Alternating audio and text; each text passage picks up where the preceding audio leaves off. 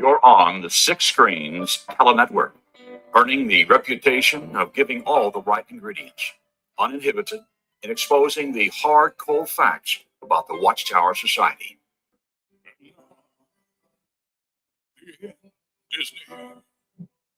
Hello, everyone. It's so good to see you all coming in, and thank you very much for staying with us tonight and wanting to spend some time with us here at the Six Screens Telenetwork. Well, we've got my wife Susan here with us. Say Hello. Susan. Hello, everyone. Well, we've got some really good programming coming up here on JW World News. We'll give you a little news tonight as well, but we have got a person coming on here tonight.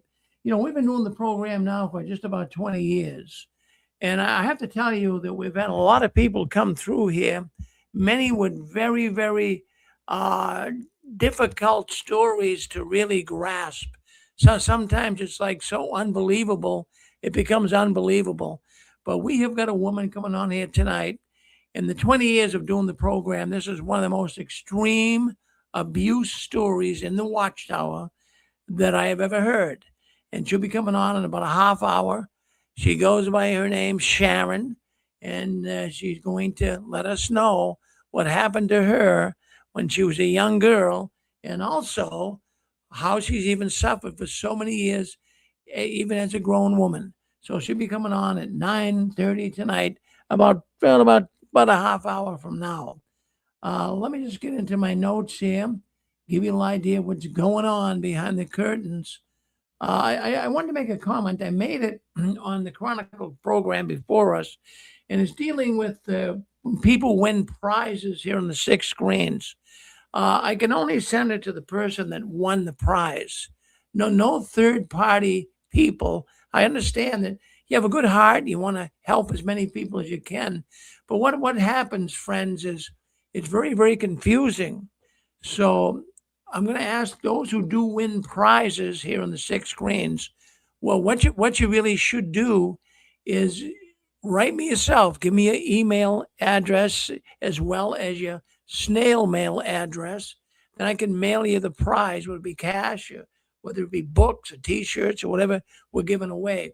But what's happened in the past is, you know, people would say, "Well, send it to such and such," and then I would send the prize out person that told me to send it to, and the person never got it.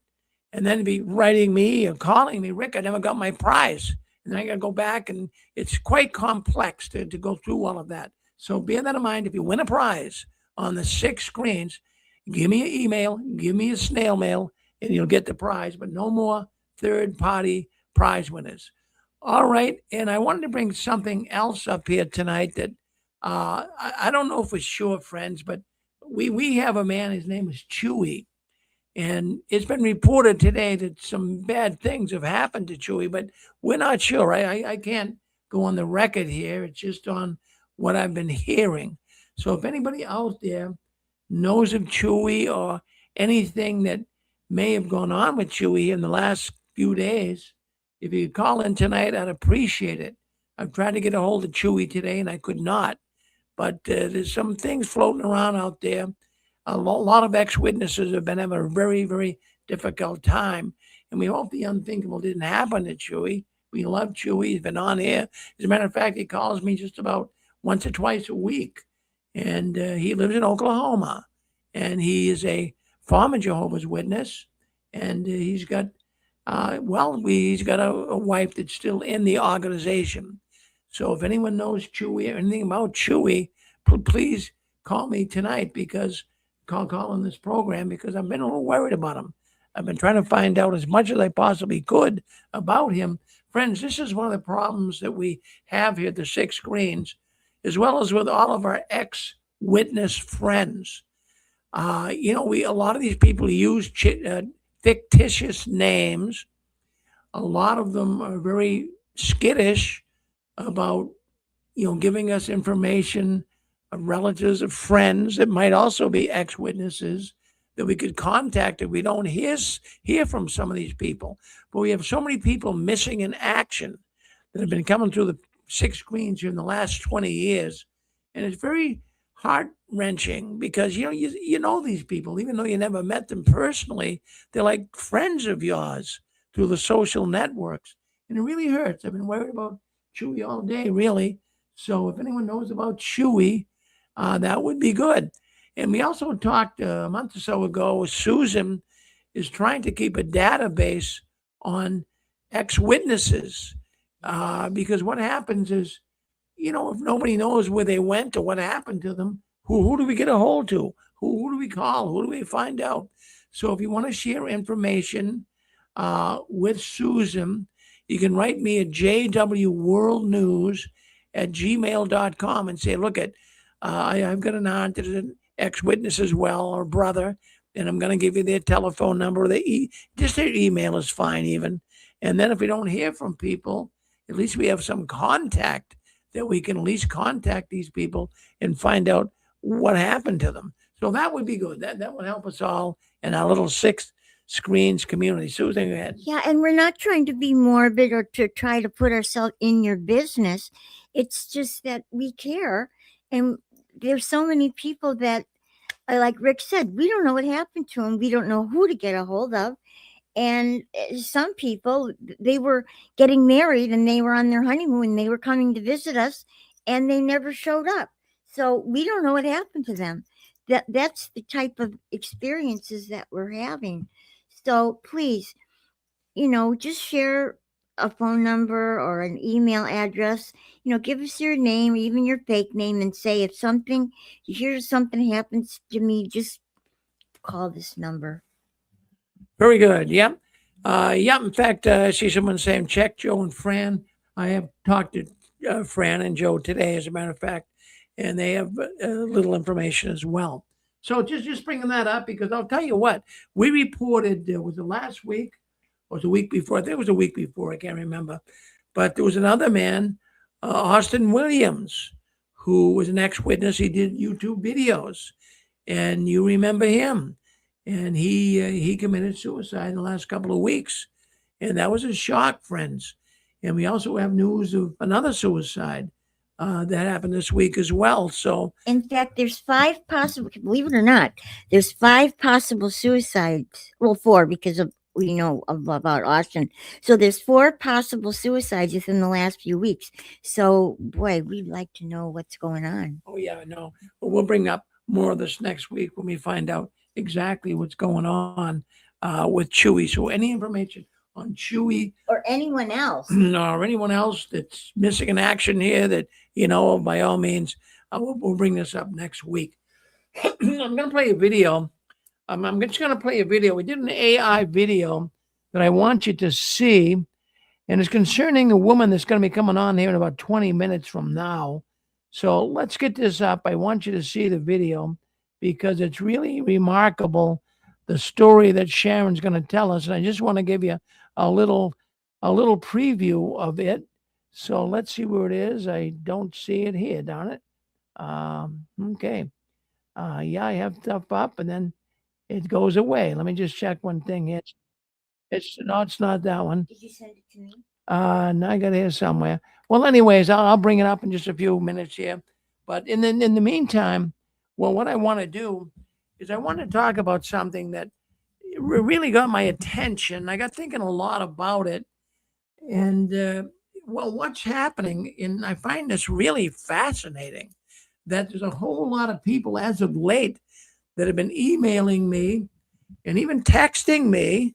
I get texts and emails all day long, really, and they give me news to bring up on the program. But a lot of these people are boomers.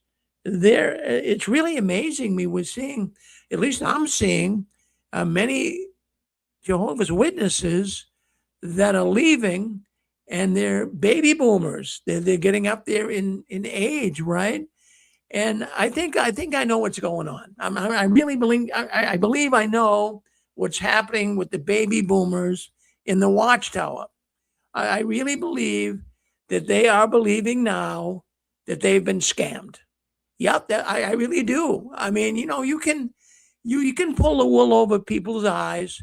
You can get away with it for a while, but I'm going to tell you something. We're all humans, and when we get an odd feeling inside, a deep feeling inside that something's wrong. We're being scammed. And I think a lot of the boomers are starting to realize that. I'm going to tell you why. I mean, I'm not just going to throw stuff out here and expect you to believe it. I believe a lot of these people, older ones, are leaving the Watchtower. They've had enough. I mean, they lived their entire life sacrificing for the Watchtower. And the Watchtower kept promising them the end was just around the corner. You know what I'm talking about, right? And still nothing. Where's Armageddon? 20 years, 30 years, 40 years, 50 years, 60, 70, 80, 100 years. Where is it? Now, I'm going to give you my thoughts on this, and you can take it to the bank and cash it. I'm going to tell you what really tipped the scales on why we have so many boomers leaving the Watchtower.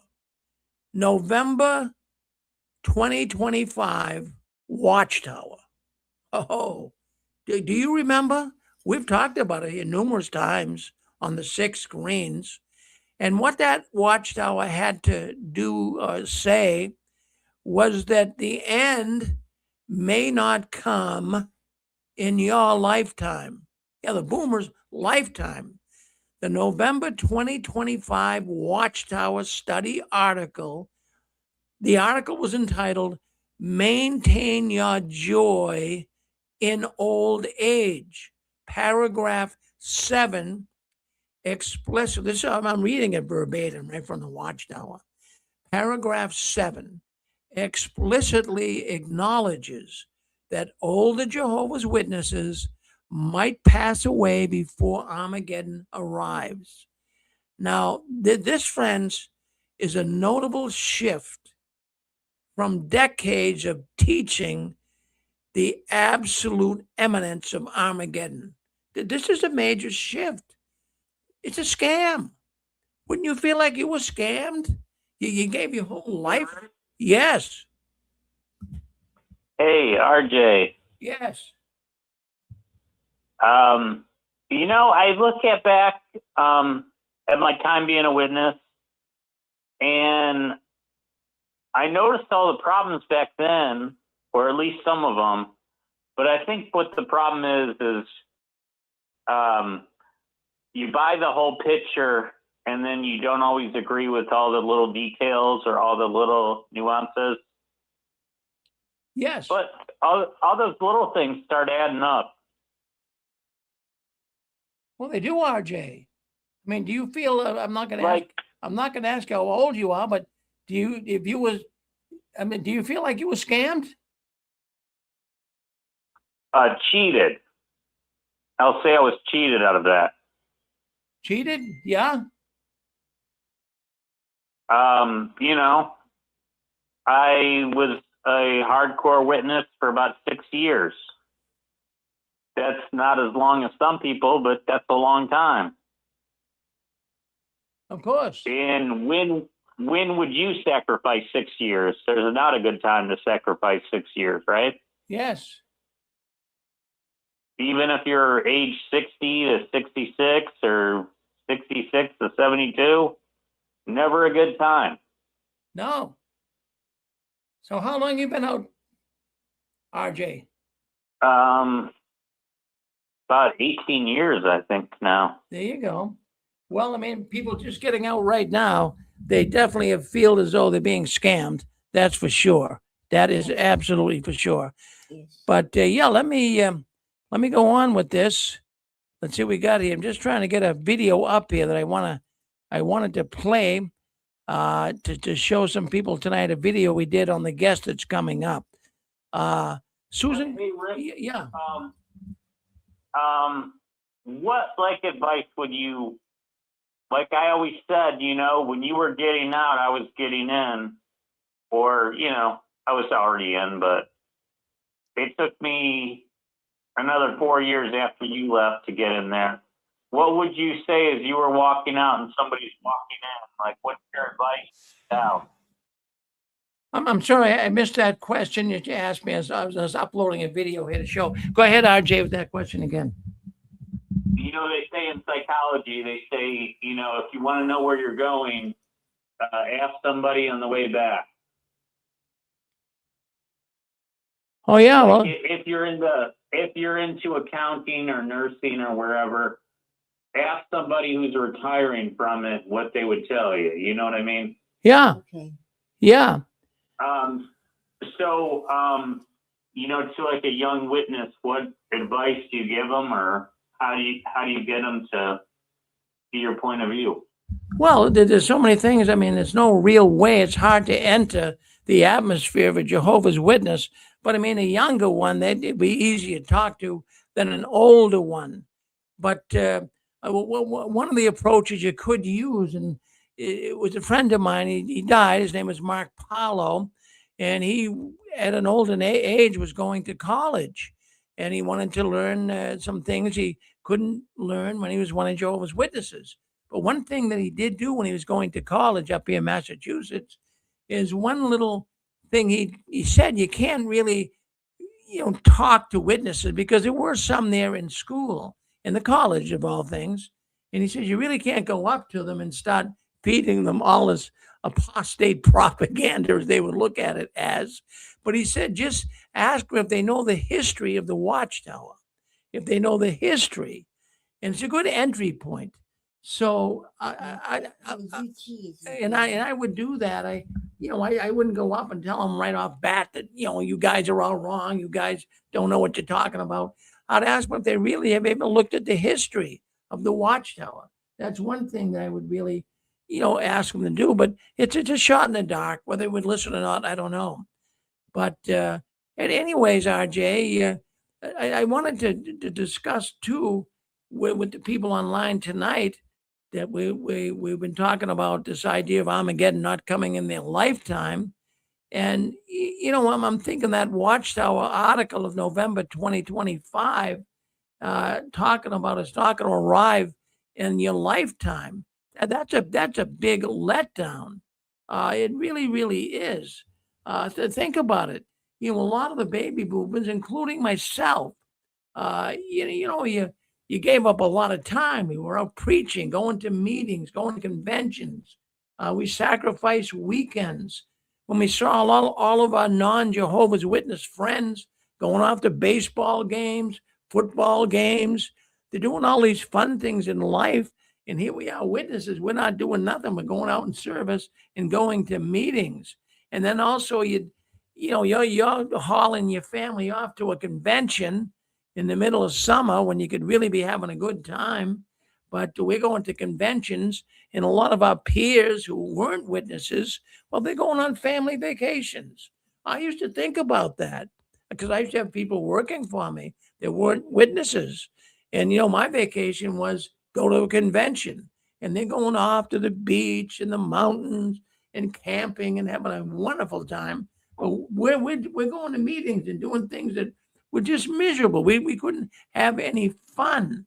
So what got my attention in this particular Watchtower, November 25, particularly in paragraph 7, in fact, this is exactly how it reads, and it's addressing older members directly.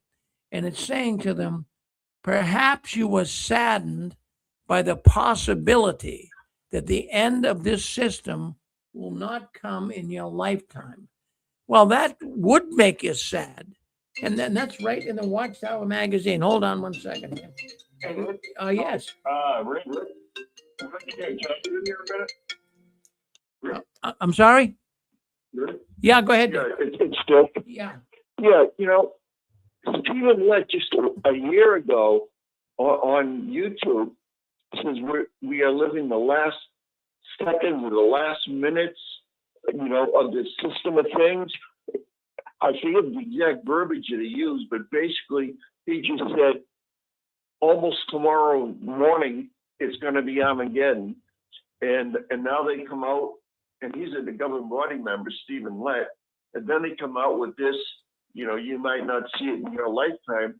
If you're talking about a baptized Jehovah's Witness who's 20 years old, well, he could live, 60 more years. So He may not see it in his lifetime either.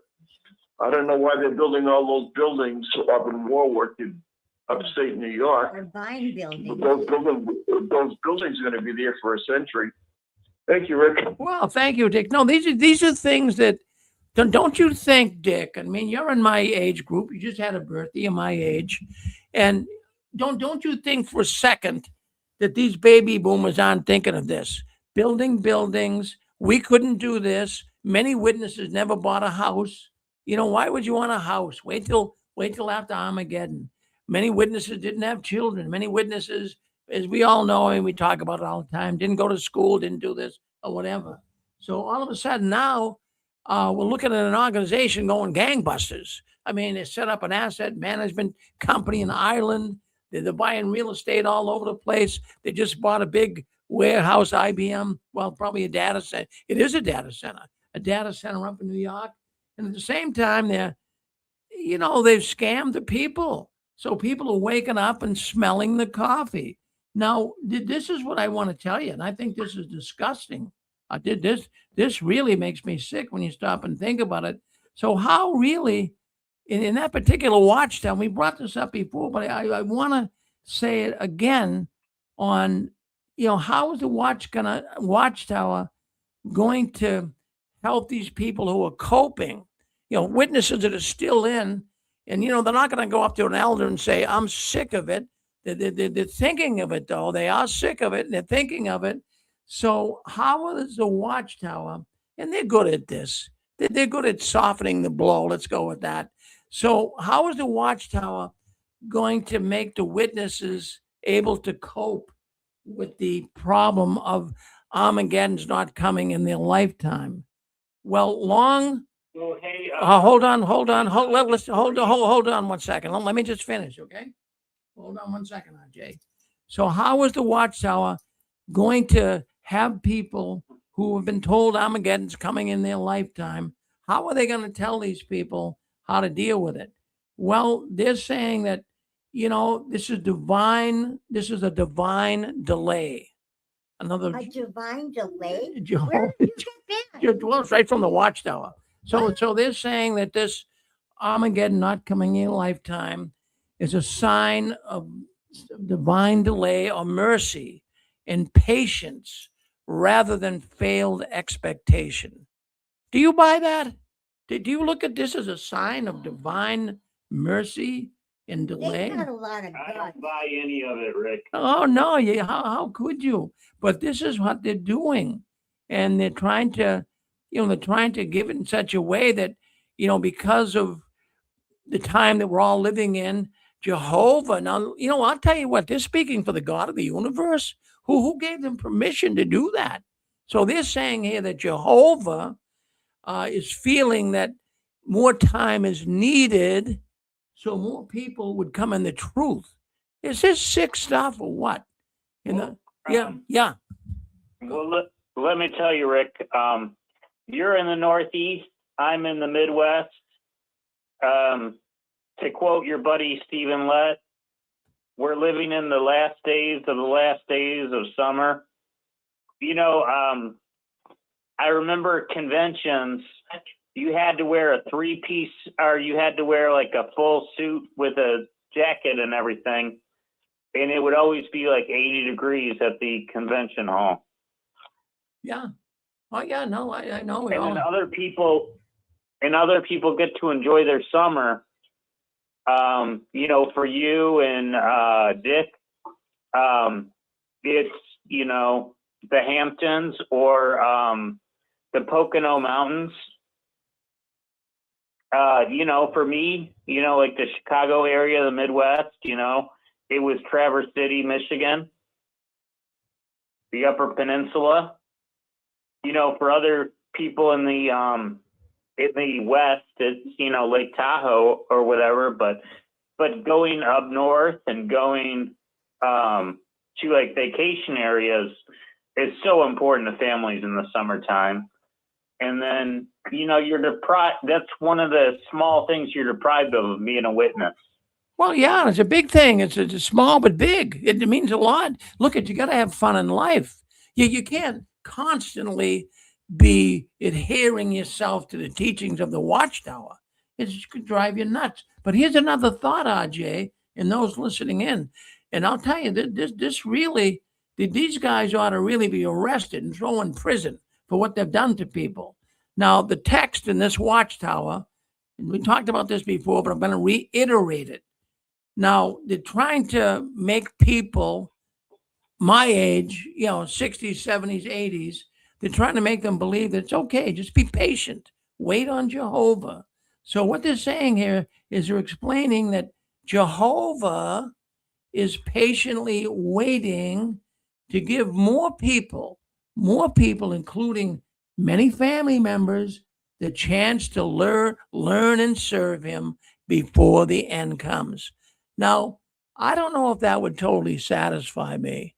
If I've been scammed and someone told me that, well, we were putting good use to the money we scammed you for, that's what I would feel like. So they're saying that this is a plot by Jehovah to trick us, to keep us hanging on, and to see if we really, really, really, really love him. Yeah. Well, Susan, so that's why I wanted to bring that, because I'm getting email. I'm getting people who are baby boomers. I'm saying, wow, these people. Now that there's a shift here, friends. I don't want to tell you that just because I got a number of emails and texts from baby boomers that the world is changing here in the world of the witnesses. But I think it's enough to at least attach this. Oh, and Well, hold on, Jay. Hold on 1 second, okay? Let me just finish my thought, and then I'll come to you. Okay, so I think there's enough here to go with that is enough to really make a lot of old ones say, we have had enough. Now you got about 1 minute, RJ. We got to go. We got to have a woman coming on that's waiting to come on. Go ahead. yeah, I mean, even if, best case scenario, the Watchtower dissolved today, if they sold off all the Kingdom Halls, that money's not going to the members. That's going right. straight to the top. And all the money you donated, like I have a saying at my work, we joke around about that. Like somebody doesn't do what they say they're going to do. I say, well, you got to check your receipts. Yeah, watch And yourself. then, Hello? the Watchtower and to give you a receipt check. No. Go ahead, Hiddle. You're on with us. Hello? Go ahead. Yeah, hi there. Yeah, I remember we were explicitly told at conventions not to waste money paying into a pension fund. So in 2001, I had a really well-paid job, but I didn't get the opportunity to pay into a pension fund. So my future is still being affected by all the nonsense that the Watchtower teach. Mm-hmm. Well, absolutely, absolutely. Well, Donnie, I thought you were Edith. They're coming out of New York, but thank you for that thought. But a lot of people are expressing the same thing, Donnie, that you're expressing. Hey, we got. I'll go another 5 minutes. Just hold on 1 second, Sharon. If you're listening in, I believe Sharon's on with us. Sharon, just hang in for about 5 minutes. We're gonna get you right on. You got a lot of people coming in here tonight. Let's go. We got a number. Let's keep it short. Go ahead, Dick. Hey, Rick, Yeah. back in 75, the end of 75, when I'm getting to come in the fall, they were saying the same thing. That Jehovah's decided to give people more time, and they knew what Jehovah was thinking because they're attached to him because they're the anointed. Of course, now they're the faithful and discreet slave, but they were saying the exact same thing back in 1975, that God was giving people more time to get their act together before he destroys the world. Yeah, absolutely, Dick. Nothing new. It's just nothing new. Said the same thing back then, so they just rehash it. Thank you. Good comment. Well, it worked last time, so it's going to work this time. Yes. Okay, let's go by area code. We'll get to you though. I just want to, the first people coming in, I gotta let them comment here. Let's go to 571. 571, you're on with us. I just wanted to say that I'm really looking forward to what Sharon has to say. She's a fabulous writer. She's a truth teller and a good storyteller to put her story together, and I can't wait. And regarding the witnesses in the Watchtower, they have islands. My idea of a summer vacation is a bag of bought ice.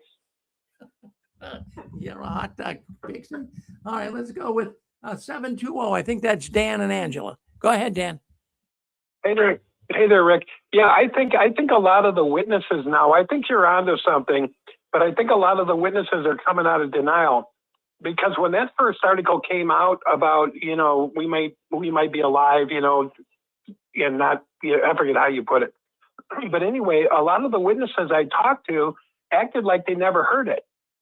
And I think it's because they've never heard it before. They've always been looking forward to, an end, a date, 70 or 80 years, a generation. And so I think it's a controlled demolition. I think, like you say, Rick, the older ones are going to say, the hell with this. And what else was I going to say? I heard from a guy today, a young man, and he was on TikTok, and he said this thing. He said, we may not die, the end may not come, and we may die. And he was traumatized. It was a young man. He was under 30, and he was traumatized. So I think you're right, Rick. I think this is disillusional. They don't have the carrot anymore. They're not even saying they got the carrot. I mean, that's the thing that held them together. The glue was, it's going to end tomorrow. And now it's like, what are they doing? Are they trying to just sell out the rest of the halls or whatever? But it's interesting. I just want to say, I think the people are now saying, wait a minute, what are they telling us? Like, how you go back and rethink something, you go, did they say we may not die? You know what I mean? Well, I like you. In fact, Dan, I use your phrase a lot, your controlled demolition. I really do sometimes, because it's so bizarre, even though that might not totally be what's going on. But you would think that. Right. It's almost like they're trying to destroy this with some of the stuff they're saying in their publications. Thank you, Dan. Always good to hear from you. Okay, let me just. Yeah, the older ones, Rick, I want to say one more thing. Yeah. The older people, a lot of them, when they die, they do say, we were screwed. I've heard 3 different people that say that. Even my grandpa told his son, he goes, we were lied to, we got screwed. And they said he had a nervous breakdown. Another man was dying. His name was Art Everson. And he said, we got screwed. I watched him on his deathbed. He said, we got screwed because the end was supposed to come in their lifetime. They weren't supposed to experience death. Anyway, that's it, Rick. Thanks. Well, thank you, Dan. Always good to hear from you. Now, we do have an anonymous caller. Does Anonymous want to speak up? You're on with us. Go ahead. You're in the no mute zone. All right. Maybe you don't want to speak up. All right. Well, let's end it there. Then we're going to bring Sharon on. Sharon, just hold on 1 second. I'm going to play a film. We promoted this here, friends. We got a lot of people. I'm looking at some really strong traffic coming into the 6 screens tonight on our telephone lines, coming in through YouTube and Facebook and Twitch. And I just wanted to play a video that we made this week and promoted this program that we have. Well, actually, JW World News with Sharon tonight. So listen in. Let's share the video. Then we'll bring Sharon on.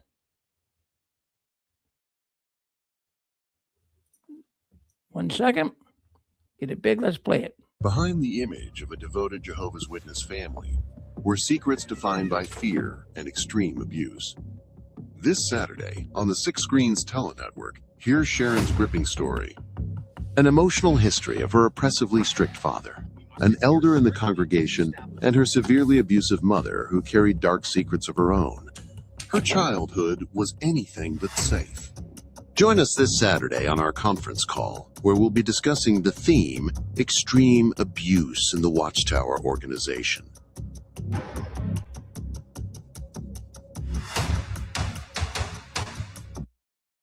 Well, there you go. So I thought that was a good little promo we put up, and a lot of people did see it. I got a lot of people that wrote me and commented on it, and they're all looking forward to Sharon coming on. So hello, Sharon. You there with us? I'm here, Rick. Hey, Susan, how you guys doing? Hi, honey. How are you? We're doing very good, Sharon. Well, I'll tell you, Sharon, as I was just telling the audience, I started out with this program 20 years ago with just a telephone. There was no YouTube, Facebook at the time. And we just started doing what we call a conference call. We still call it that. It's like a podcast, really. And basically, we've had so many people come on. I would just say, well, I know one thing. We've done over 6,000 shows. And I will say, of all the different programs that we've done, you stand out as one of the most extreme cases of abuse that I have heard of in my 20-year history here at the Six Screens. So what we're going to do, Sharon, is we're gonna go right back to I call it the scene of the accident. I want to go right back. Okay. Well, now I'll kind of work you through it because I know that some of the stuff you're going to talk about is rather difficult. So friends, I want you to be aware of that too. Maybe with young children around or whatever. But we do have a woman here that I wanted her to tell her story because also what I want you to know at the end of all of this, when the program ends tonight, Sharon and Susan and I have been discussing things this week, and Sharon, she has some thoughts that she's going to share with you, not here tonight, but we're going to give you a place you can go and hear how Sharon has come to freedom after all of this difficulty that she's experienced. So Sharon, we're going to go right back to the scene of the accident. And what that is that's the first time really that you came to grips with the Jehovah's Witness religion. So let's start from square one, Sharon. Okay. You can tell by my accent, I'm from New York, and I grew up on Long Island. At that time, in the late 50s, Long Island was like a desert with trees. So when my parents moved out there was no neighbors except down the block or maybe up by this dirt road that became a 4-lane highway later on. So it was pretty desolate. And it was in May. And this woman named Mary DeFatti knocked on my mother's door and introduced her to the Watchtower. Now, my mother has a past history with spiritism. And she used to speak with voices.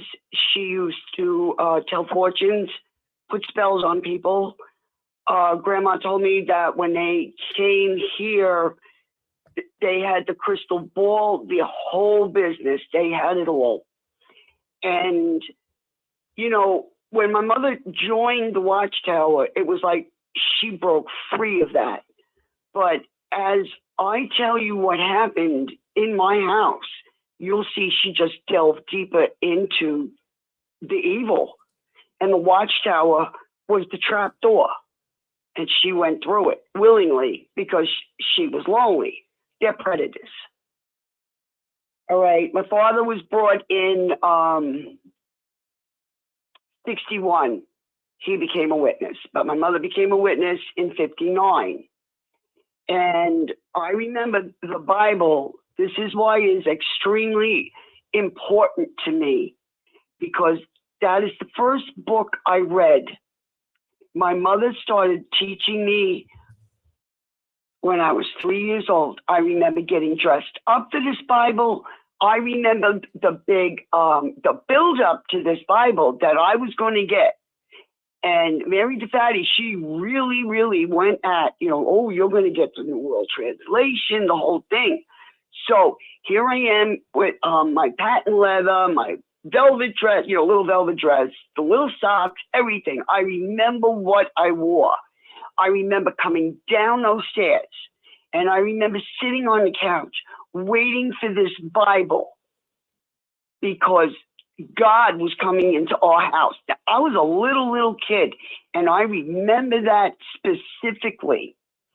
And that night, after she brought that Bible in, I remember just going over the gold lettering, New World Translation of the Holy Scripture. I remember doing that over and over again. And then my mother started teaching me. In the beginning, I can't tell you how many times I read in the beginning before I finally got it. Now, because when she started teaching me, I was 3. But when it was time for me to go to school, because I knew how to spell Nebuchadnezzar, and I knew what an illuminary was. This was 5 years old, but I was getting ready to go in kindergarten. They wouldn't let me go. So they made me wait another year. In the meantime, I'm learning Watchtower. I'm learning the Bible. I'm reading the Bible. I'm learning the books, everything in order.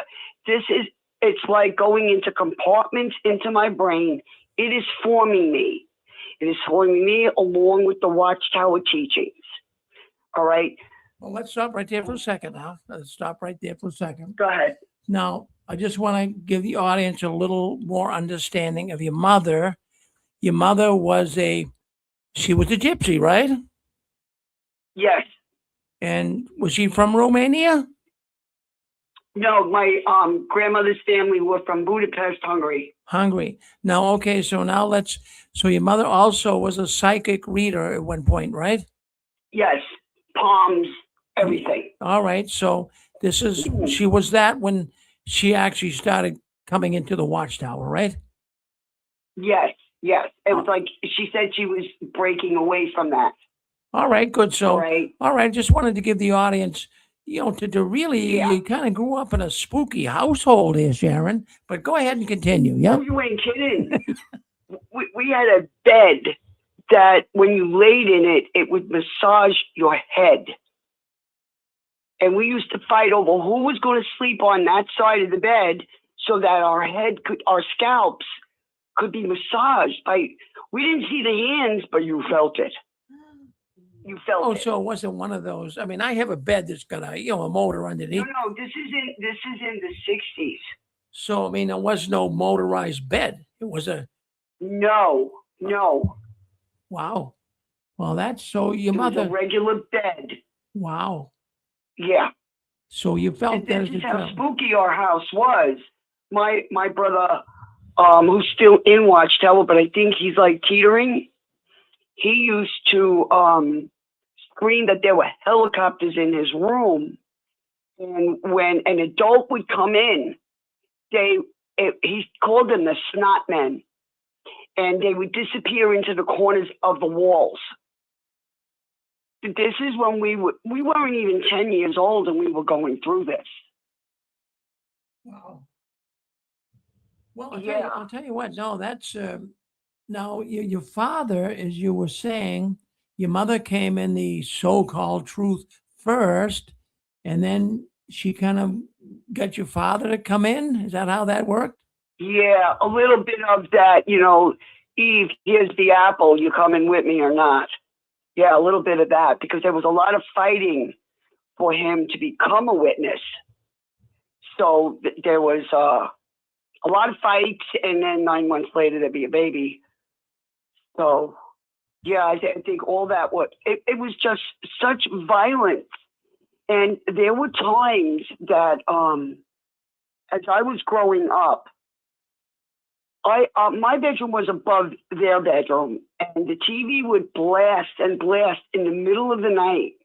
And I would go down there to knock, can you put the TV low? We had to get up for school. And it was like I was always taking the lead, even over my parents, reminding them that we're little kids, and they didn't answer me. So I just cracked it a little bit, and they were sleeping. So I walked in, and I think I might have been only 9, because it wasn't the first time it happened, but that was the one I remember because the sound was so loud, and I knew they had just had sex. I knew it because they were naked. Wow. And yeah, wow, yeah. All right. Well, no. Okay. So, all right. So we're getting it. In other words, the family that you grew up in was not like a normal family. No, there was no normality in that house. Now, how None about whatsoever. now your sibling? Now, how about your siblings? You had you have 3 or 4 siblings, right? I'm the oldest of 9. 9. Why? You had 9 children. Like I said, there was a lot of fights. A lot of fights. So there was a lot of babies. So we used to think so how baby comes from the fight. In other words, So we would get the baby book after a huge fight your mother to and name the father, baby. your mother and father would make up and be intimate. Right. All And right. that's when the TV would get loud. Okay. Oh, well, that's fascinating, Wow. Sharon. Now, all right. So let's continue on with this. So your mother is studying and becoming one of Jehovah's Witnesses, and Right. And she's becoming like super end of the world woman. I mean, a storm, Armageddon. Plane crash, Armageddon. Any little thing that happened, we were terrified growing up. We were terrified. And she used the scriptures to condemn and hurt us, hold us in control, just as bad as the Watchtower did. Now, I know she was under deception, okay? With what I have, all the research I have done, it makes it easier for me to forgive them for what they have done, but I don't think I can ever forget. Because I wasn't the only one this happened to. It was brothers and sisters smaller than me. I've always been tall, and I just couldn't let them get abused the way we were abused. You know, my brother's girlfriend said that my brother had mentioned to her that he took beatings for us, and I said, you can ask any of us, we probably took them for each other. so Because they were just into violence. So I mean, you were violently hit. It wasn't like a pat on the rear end. Oh, no, are you kidding me? No, we even buried belts in the backyard. It wasn't just a swat. It wasn't just, you know, a smack in the head or, you know, what's the matter with you, punching the... No, this was physical violence. My brother, I don't want to say names. My brother was thrown out of a back door at a barbecue pit, and his jaw got broke. And they wouldn't take him to a dentist because they didn't know how to explain it. This is the 60s. Boy. And where we lived, there was nobody to hear us screaming. Now, when your mother My was growing up was a nightmare. now when you were being, beaten by your mother, was she bringing up Jehovah and you got to be a good witness? Oh, yeah, I got to punch Satan out of you. I got to punch the devil out of you. And then one time she took a math book and then beat me in the head with it till I passed out because she said she saw demons dancing on my head. And then I was getting seizures later on in life, okay? And they kept saying, there's no cause to this. We don't understand where these are coming from. And then my brother said, could it be when she beat you with the math book? I was like, oh my God, I didn't even think of that. And now one of my brothers or sisters, I'm not sure which one it was, but they went to a doctor because they were having a lot of physical pains in their body. And the doctor had asked them, were you abused as a child? And they said, yes. He said, this is what that's from. I mean, my father's 6 feet tall.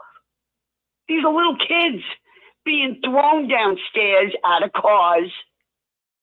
This was not a normal upbringing. And then a few times my mother let us have some of the kids in the neighborhood. There must have been, I would say, in a 4-block, huge block neighborhood, because of where I grew up, there were very long blocks, almost like a city block. There must have been maybe half a dozen kids that lived there our age. All right. So every now and then, she would let me call them to come on over. We had a swimming pool, right? The only pool in like the whole neighborhood. And so she would let us, either me or my sister, the pioneer, call up the friends that we come home on the bus with.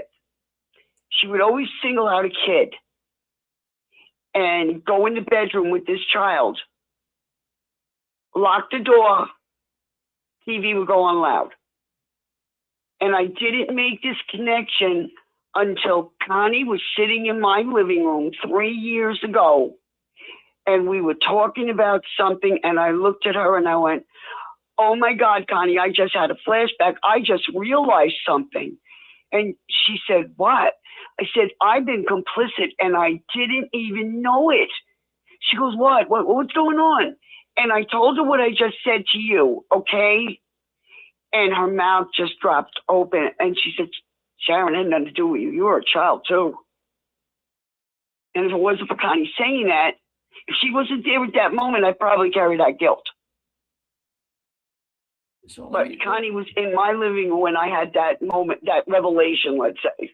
All right, so just so the audience can really get it, and I can get it. So she took a child, in the bedroom with her and locked the door. What can we what can we expect happened? Why would you do that? Why would you put the TV loud? Why did you invite this child over? Why wasn't this kid allowed to come out in the pool with us? Well, it's I mean, Watchtower or whoever the individual happened to be at the time. Didn't matter sex. Didn't matter. Right. So, I mean, I'm just, I don't want to jump to conclusions, but I mean, I'm thinking in terms of, was she having sex with them? Either she was doing that or she was having them do stuff to her and she was doing stuff to them without the actual act. Yeah. All right. So. I don't know. All right. Well, that's all right. But why? Now that I'm an adult and I am looking back, why would you do that and then later on mess with another kid and then run away with him and leave my 3-year-old brother? Well, pretty sad state of affairs. And all that, yeah. And all that, pretend to be like this upstanding person and, oh, I'm bringing the truth to this one and that one. Give me a break. The truth. They took lies, twisted them into truth. So when the real truth comes, we'll be so affected by those lies and the trauma we have gone through, we won't know that we have to keep looking for that truth till we get there. We're so traumatized, we don't want to know anything. The Watchtower did its job. Either it made you look for God, or you don't want to know nothing. I heard it all before. Oh, I've been down this road. Oh, I don't want. If it's religion, I don't want. No, this is our lives, and look at what's happened to us. We have all been damaged in one way or another. And when you start unraveling what that organization has done to every single one of us that left it, and those that are still stuck in it, this is why I get so upset. Because, Rick, I told you, black ice, it's a black ice event. Well, no doubt, no doubt, you experience things that, it's really bad, your experience as a young child, but we've had a lot of people, we've talked about abuse in the Watchtower before, and how mothers could be really violent with their young children.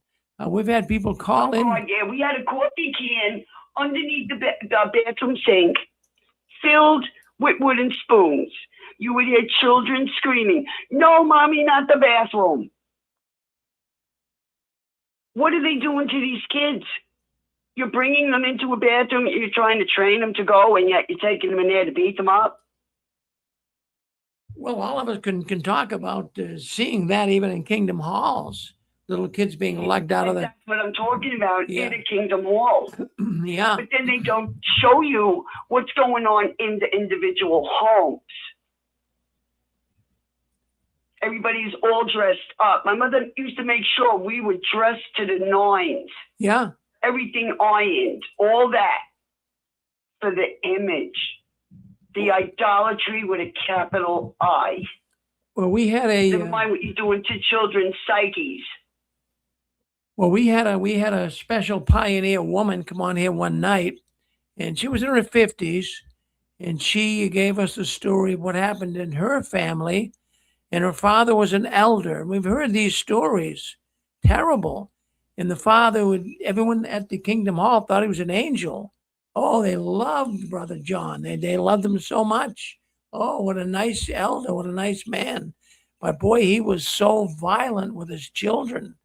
And one night he came home. The pioneer sister, special pioneer sister, was telling us one night he came home from the meeting, and he had 4 little children, and they had a dog. And they came home, and the dog was, kind of yapping a little bit and making, kind of a nuisance of himself in the kitchen. And when they came through the door, he took his book bag and was trying to kill the dog with his book bag in front of the kids. I mean, this is the type of stuff that we've heard here on the They six. are sadistic predators. That's what they are. Yeah, It's almost like a Doesn't matter spirit. if it's a human or an animal. It's almost like a spirit Sorry. comes over them and they become evil. It is a spirit. It is a spirit. That's exactly what it is. You can see it. When you move and you get away from that. Because Susan, I loved last week when you said ping ponging. Because I did that several times also. A lot of people Because do. when things weren't going the way the Bible said it's supposed to go, I would just walk away, get ticked off. But then, because I was so trained by my mother, a storm is coming, Armageddon's coming, I would freak out, get scared, and pray aloud. And who knocks on my door the very following day? The witnesses. And there's stupid Sharon. Oh, thank you, God heard my prayers. Yeah, that stupid Sharon crying, I fell right back into it again. Knowing the abuse, knowing how I felt inside that I couldn't even study with my own children because I didn't feel worthy, because I would not preach to anybody. I couldn't do it. I didn't want them to feel what I felt inside, and I couldn't tell if it was because that garbage was beat into me or if it was the actual doctrines. I couldn't tell the difference. Well, we've had so many people too, Sharon. We've had so many people that have been traumatized, not only in the family like you were, but also from the publications. Did the Watchtower publications scare you as a little girl with all those pictures of Armageddon and people falling and earthquakes and hailstones coming down? Did that all bother you? And the dog was falling down. The little dog. That's right, yeah. You remember that picture. And my mother said to me, because those pictures, I always felt like they were looking back at me.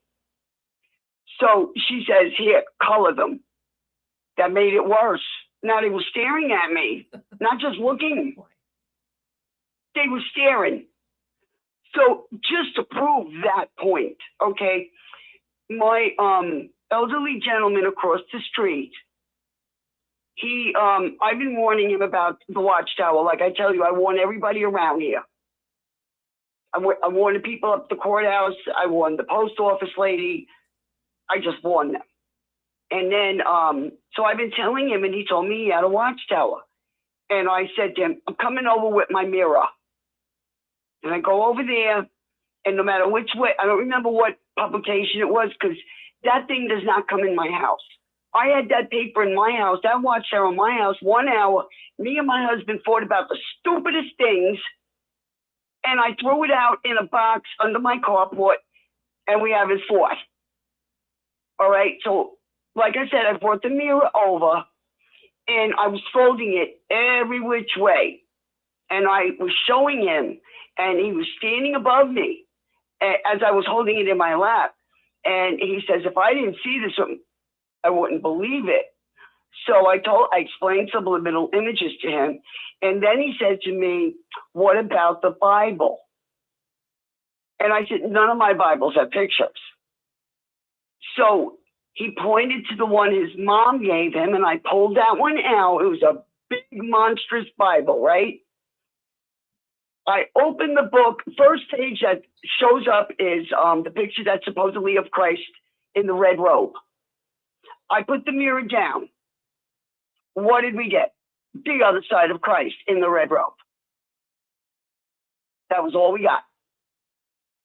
Now he don't want them in his house. Well, what's fascinating here, and that was interesting what you just said about your husband. When you had the Watchtower publication in your house, you were fighting. Now, I've heard that before. I've heard everything here in 20 years of doing this program. And in other words, I'm sure there's people listening in here that they don't, really connect Watchtower to the occult. I do. And there's a number of people on. Open that door. Pull the curtain back from those wizards. See exactly what they're involved in. Just see what they're involved in. You will be shocked. Because it's not just what we are investigating when we leave. When we leave the Watchtower, that is our number one focus.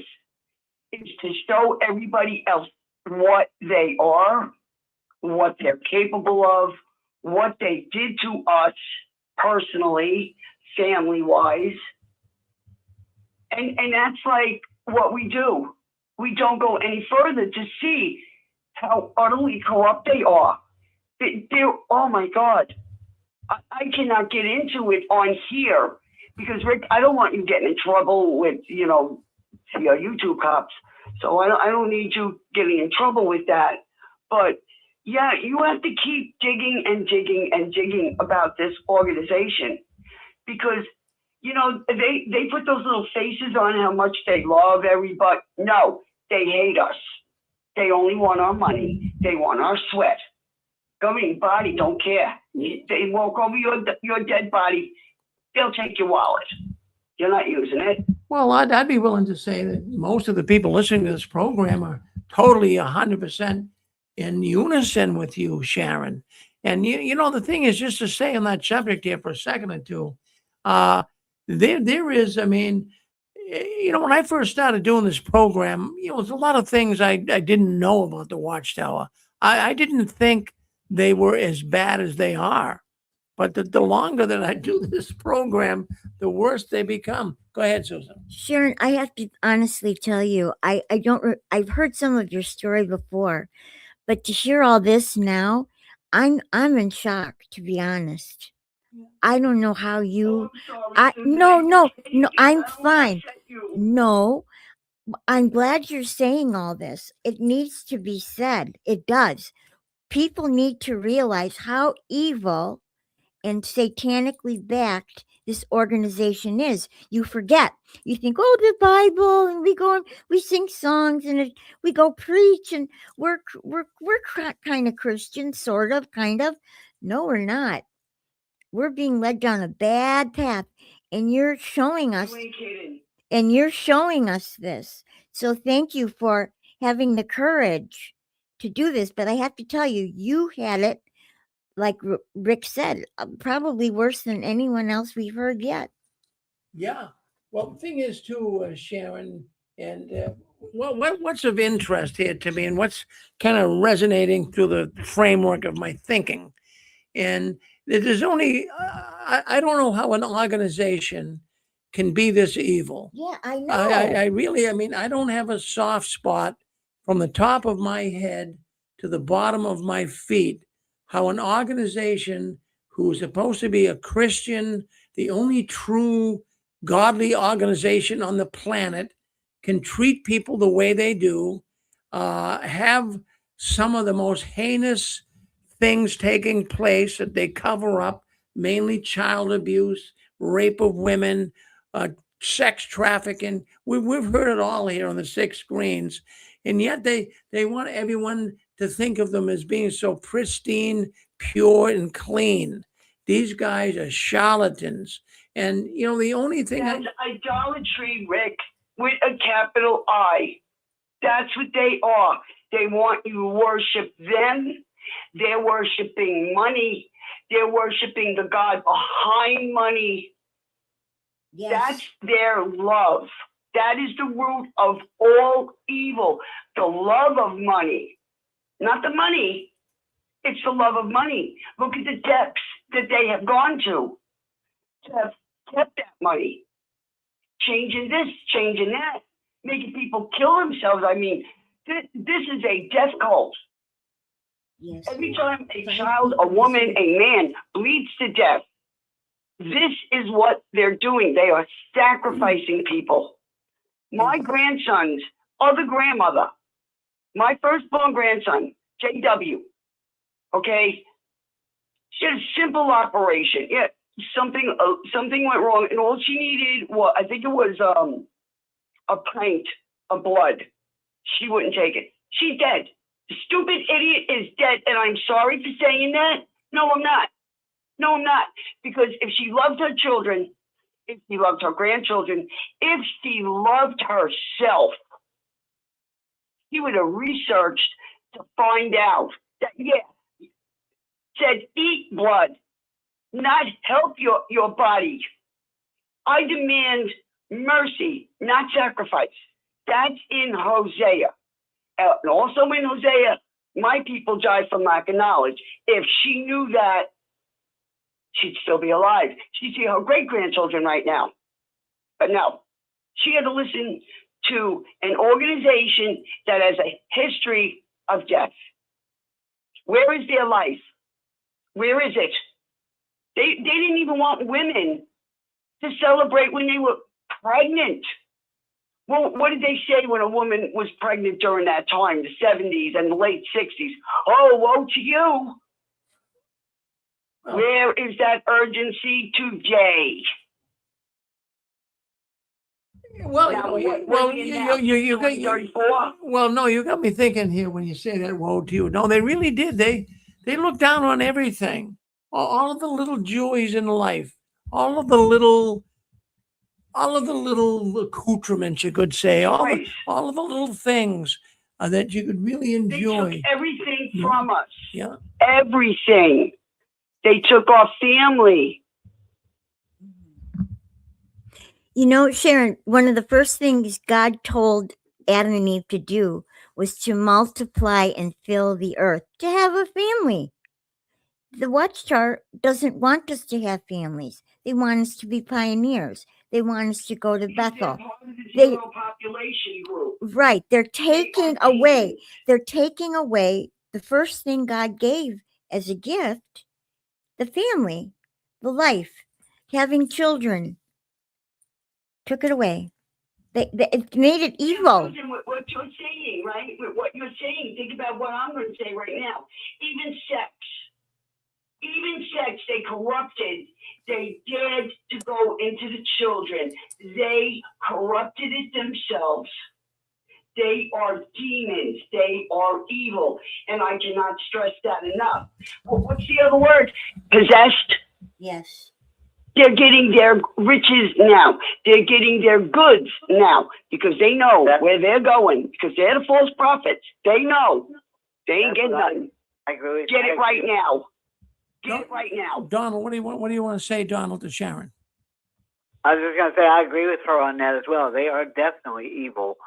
This is Donald from Texas, by the way.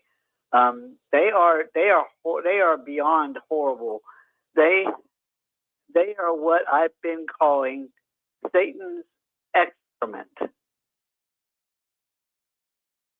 That's too good. Yeah, that's what I've been calling it, Satan's excrement, because that's what they're evil. They're vindictive. They don't care. They hate.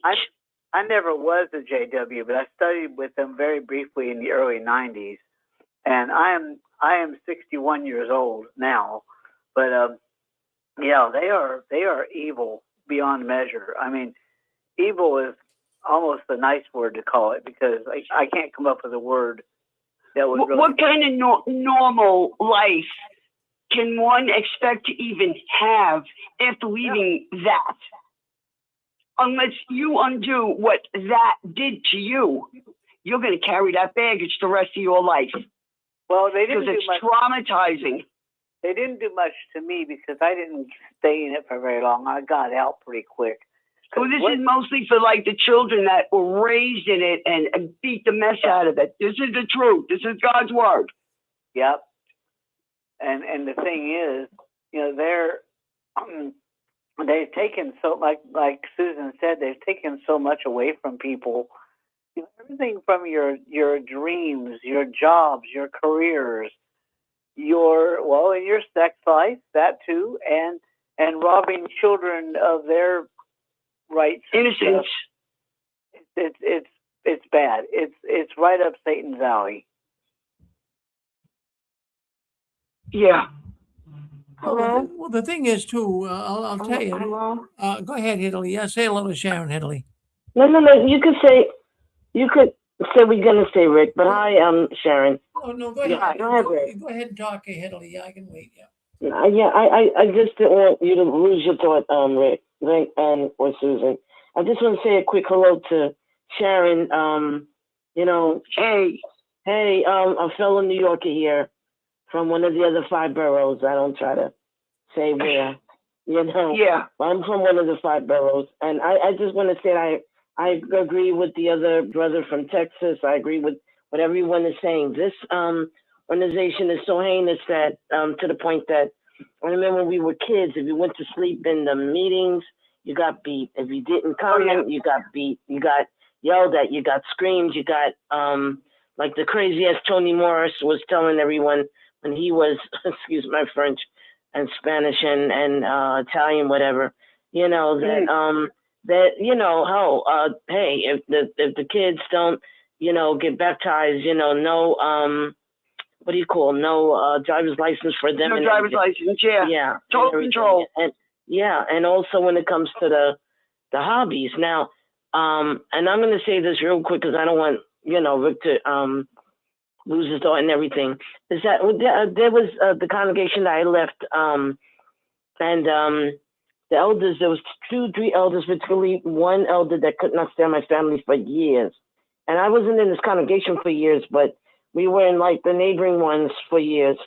And so, and I haven't been in at a King Warren's about 11, 12 years. So when I was learning music, like different instruments, such as, drums and guitars and stuff, my sister, my cousin, were learning piano and clarinet and what have you. And we were doing all that when we were a little bit in school because our father he was like mainly chemo all his life. Them elders, and we're, ourselves around retirement age. It came in before the pandemic and came in for a shepherding call. One of them went and saw with our bedrooms open because we have 3-bedroom apartment and everything. Saw our musical instruments and then asked us, and I wanted to punch this in his face after he left.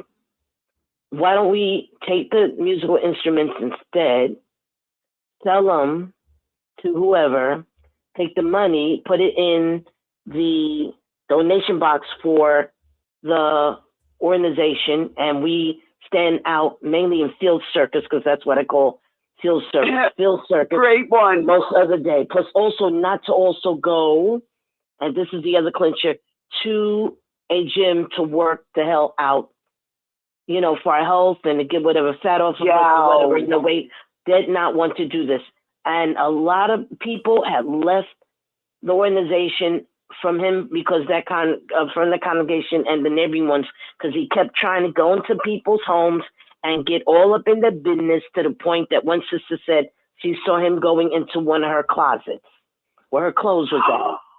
Whoa! I wanted, and this sister's nephew, who's very close to one of my nephews, who's a visitor, meaning you studied and you didn't want to decline to get baptized. Well, good for you. They wanted to go and kick that man's hoo-ha. I felt like punching him in his mouth. So one of my cousins that lives with us once in a while, she, was going to check on something when it came to the Zoom meetings. And then he caught her on one of the, what do you call those things? One of those, treadmills? No, on the Zoom meeting. Okay. What I forgot. One of the back. I forgot what they call it because I don't even deal with it. something that they Okay. talk after the meetings, and he's at the same. Well, why can't we come over to bring over, to you, the blood, the paperwork for the blood, for the blood ban, and also for to go into our bank accounts so they can take out what they call a tithe by way of a bank draft. So my cousin and my sister, who once in a while gets on there, they said, well, we'll have to let you know, but we told them, we're not doing it. And they were trying to call me, and I blocked their numbers. So I just wanted to say that, but welcome, Sharon. Thank you. I appreciate everything what you're saying. And thank you, Rick. Thank you. Have a good one. Well, thank you. Hey, Sharon. Sharon. Hey, you. What age was the person your mother left the family with? Well, she started messing with him, from what I know, certainly the certain time. I don't know if it was before that, okay? But the certain time was 14. Oh my goodness. You've told me this before, but I just wanted our listeners to be clear. She was 42. Oh, good heavens. That shocks even me. Yeah, she was 42. And I had a 3-year-old brother, the youngest one at the time. Right. So you then had to parent all your siblings, which is what you told me years ago. Well, yeah, that's exactly what I did. Yeah. That's exactly what I did. When my mother would get in her moods to starve us into submission, this was so cruel. She would make her eggs to get the smell in the house. And then we were only allowed to have the ends of bread.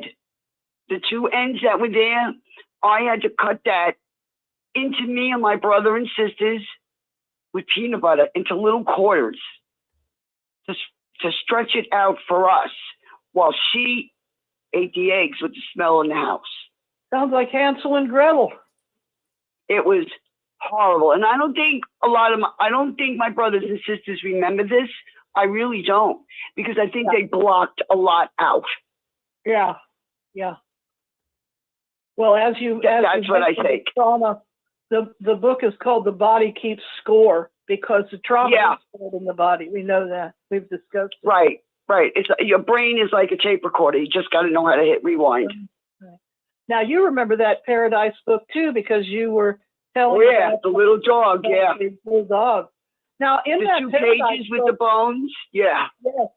I've tried to explain to people that there was a full page that was a line illustration of Moloch. Yes, there was, with the baby being thrown in the belly. But now I'm thinking the Watchtower is Moloch. Of course they are. Child sacrifice. Mm-hmm. Mm-hmm. And if it isn't child sacrifice, it's family sacrifice. And the blood doctrine, as you mentioned. Oh yeah, that's a sacrifice. But why would you stop somebody from trying to save their life? What's wrong with these people?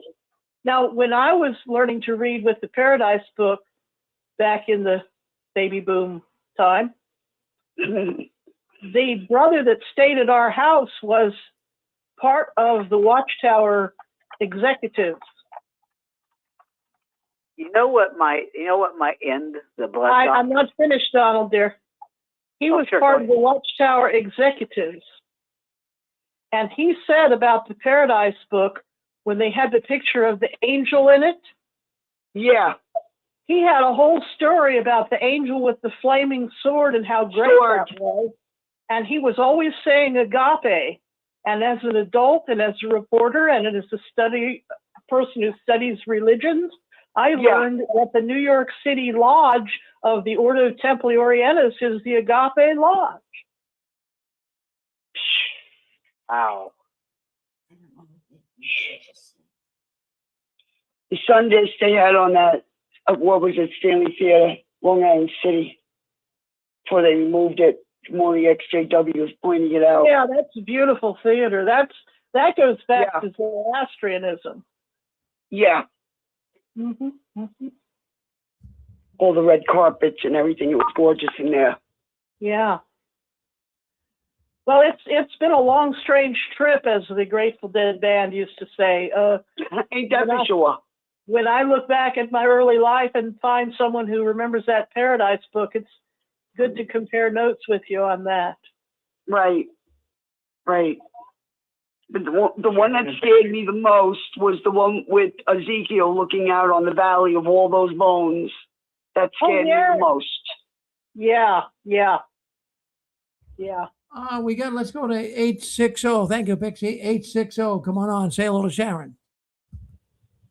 Hi, Rick. Hi, Susan. Nice to see you. Sharon, I can understand totally exactly what you're talking about.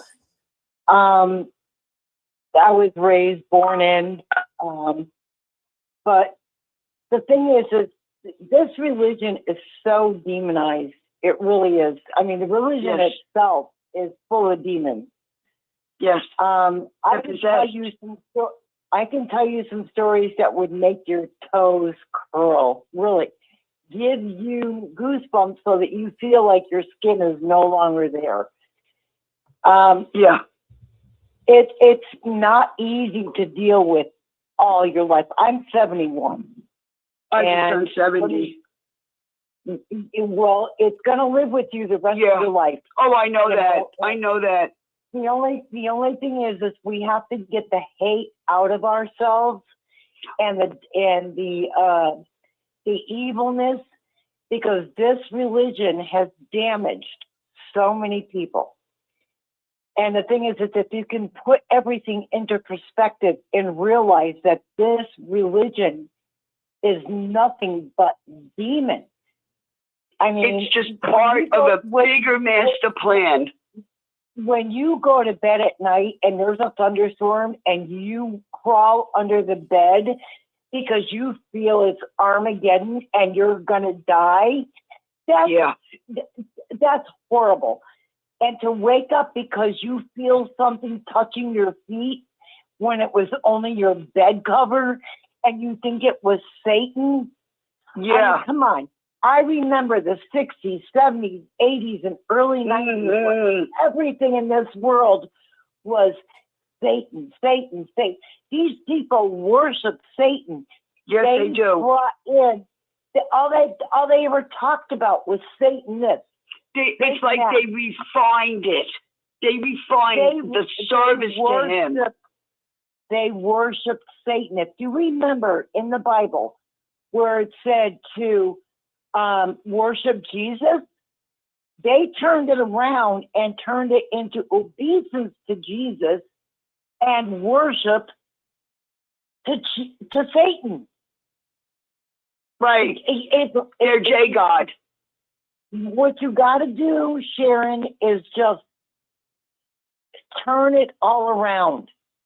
And listen, I totally have. What you hear in my voice is the passion. Yeah, I was 53. They worship.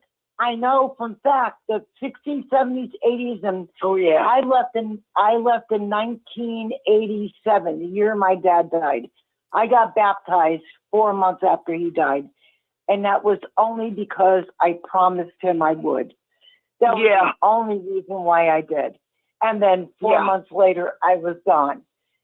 But the thing is that these people only worship Satan. Satan is Satan now. I don't know how it is today with the Watchtower and what they say. I can't even fathom walking into a Kingdom Hall. I can't. Oh no, I wouldn't be able to. No, me either. Makes me sick to my stomach. I can't even go on their website. I get nauseous. I get lightheaded. It's like, no, I can't deal with this. But the Watchtower is so demonic that they actually worship Satan. And the further you can get away from it, even in your thoughts, the better off you're going to be. I mean, you got to obliterate this from your memory. You really have to. You have to start brand new. The only reason I'm even bringing up what happened to me is to further people knowing that in spite of all that horror, in spite of, I feel the Watchtower works full time with extra hours, let's say, to get people away from God. That is their job. Definitely. That's their job.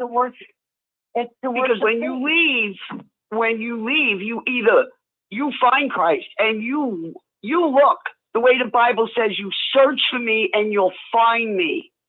Exactly. That's what's being prevented from a lot of people. A lot. And that in itself, right there, is a statement in itself.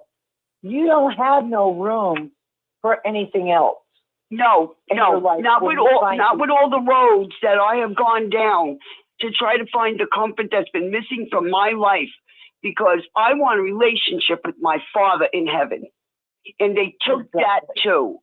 They took our Bible, the loving letter he wrote to us, and they corrupted it. They corrupted it. Yeah, no. If you look at the original writings, all the things missing from the New World Translation, the King James Version, there are things missing that would help us today. The King James Version, I will give you a specific.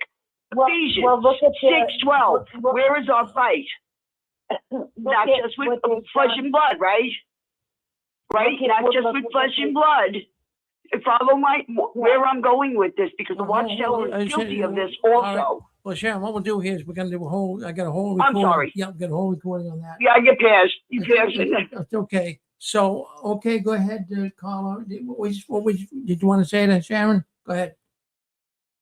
I mean, you can look at anything in the Bible that they've added words to, like the word other, when it comes to, well, Jesus created other and this and that. But the thing is Sharon, look at the other side. They haven't taken anything away from you. As long as you seek Jesus, you're going to find him. Don't look at the perspective that they've taken it away from you, because they can't. They can't. No, I'm saying the written word that is available to be read. That's what I mean when I say they've taken, because King James did it first. And then the New World Translation did it again. Every time they revised the Father's word, they removed stuff. Why I was bringing up Ephesians 6:12 was because King James Version, okay? Ephesians 6:12, we fight not just against flesh and blood, but the higher powers, the principalities. And the last thing, 3 little words that King James removed. He didn't like him in the Geneva Bible. So he took it out of his version. And worldly governments, Watchtower makes sure they know that. They won't go to the worldly governments because they know about those 3 words missing. We were not told. We were not told. We know what they do when it comes to scriptures. I mean, they leave a lot out. But, Sharon, I just wish the best for you. And thank you so much. I miss the best for you too. You have a complete turnaround, and I definitely have. Seriously, whatever's going to happen with Watchtower is going to happen. And these guys, they're evil as sin. And that's you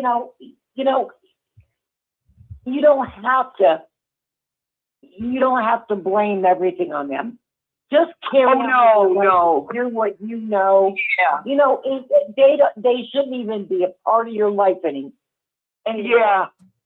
I so appreciate your concern.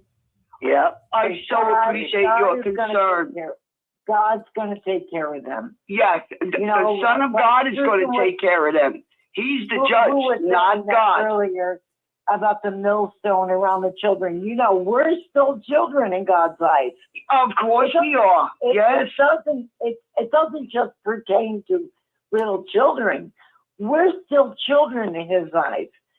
So when they've done their worst damage, they are going to be the ones who carry that millstone and be thrown into the ocean. Yeah, it was earlier in the program who said that. They're the ones who are going to be carrying that millstone. Yeah, Matthew So 18. you know what?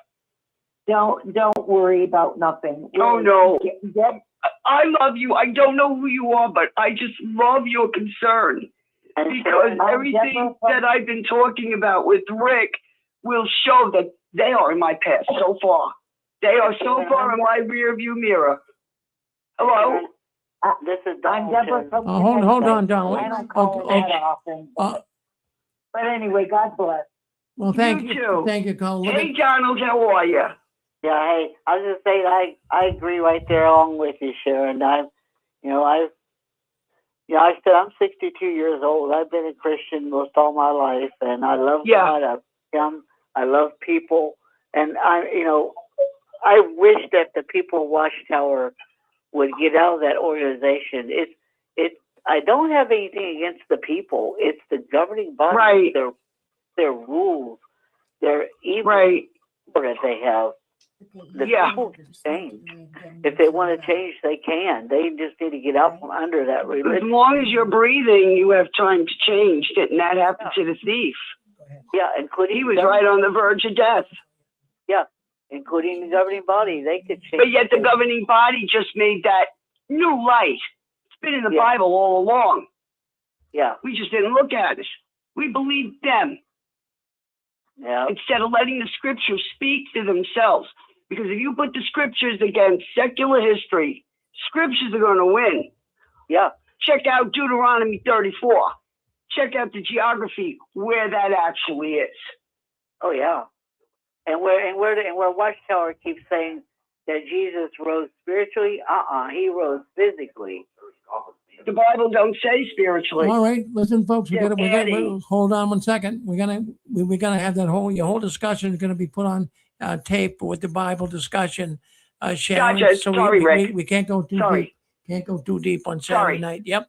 All right. So okay, let's bring on. Right. Saturday. Okay. Yes, that's the problem. As much as I like to bring it up, but what it does is we have a lot of people coming in here, and I'm not trying to totally satisfy the people who don't believe in God, but on Saturday night, that's what we do. Right. You have a whole platform, and you'll be able to talk about that till the cows come home, Sharon. Let's go with that Dallas in there. Dallas, that you? Well, hi there, Hey, Dallas. How are you tonight? It's great hearing from your story, but it's such a sad story that we're hearing right there. It is sad. Yeah, it really is. It really is. But that was their job. That was their job to do that to each and every one of us, to break our spirit, to make us slaves. I mean, what does Dan say all the time? Good for nothing slaves. That's how they see us. That's how they want us to stay.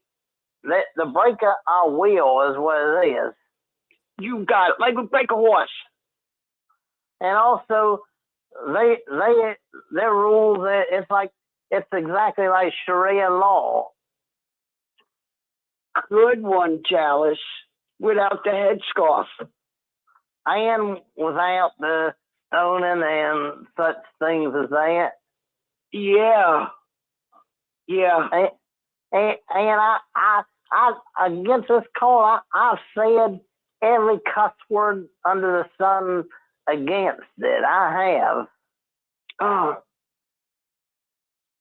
Even though I like the Watchtower to North Korea. More like Afghanistan. Little bit of each, because they're a potpourri religion. Well, there you go, Dallas. Well, listen, I just want to make a comment here. A person was asking what the Saturday night rule was. I see it in chat. And in the 20 years of doing this show, well, what we do is we don't get too deep into the scriptures. And because what it is, friends, well, when we all first left the Watchtower, there's been so many people have been so traumatized from from the Watchtower, spiritually traumatized. So when they're first getting out, we got a lot of people coming out. They go bonkers. They feel like they're getting out of one cult into another when you give them the scriptures. And even though I love the scriptures, I love what Sharon says too, but we just can't discuss it. But that's what the Saturday night rule is. We don't really preach on Saturday night. They were asking in chat. So we don't preach on Saturday night. Once in a while, scriptures will come up. But on Sunday, not tomorrow, but every other Sunday, we get into theological discussion. We discuss the scriptures. Let's go with 312 Chicago. You're on with us.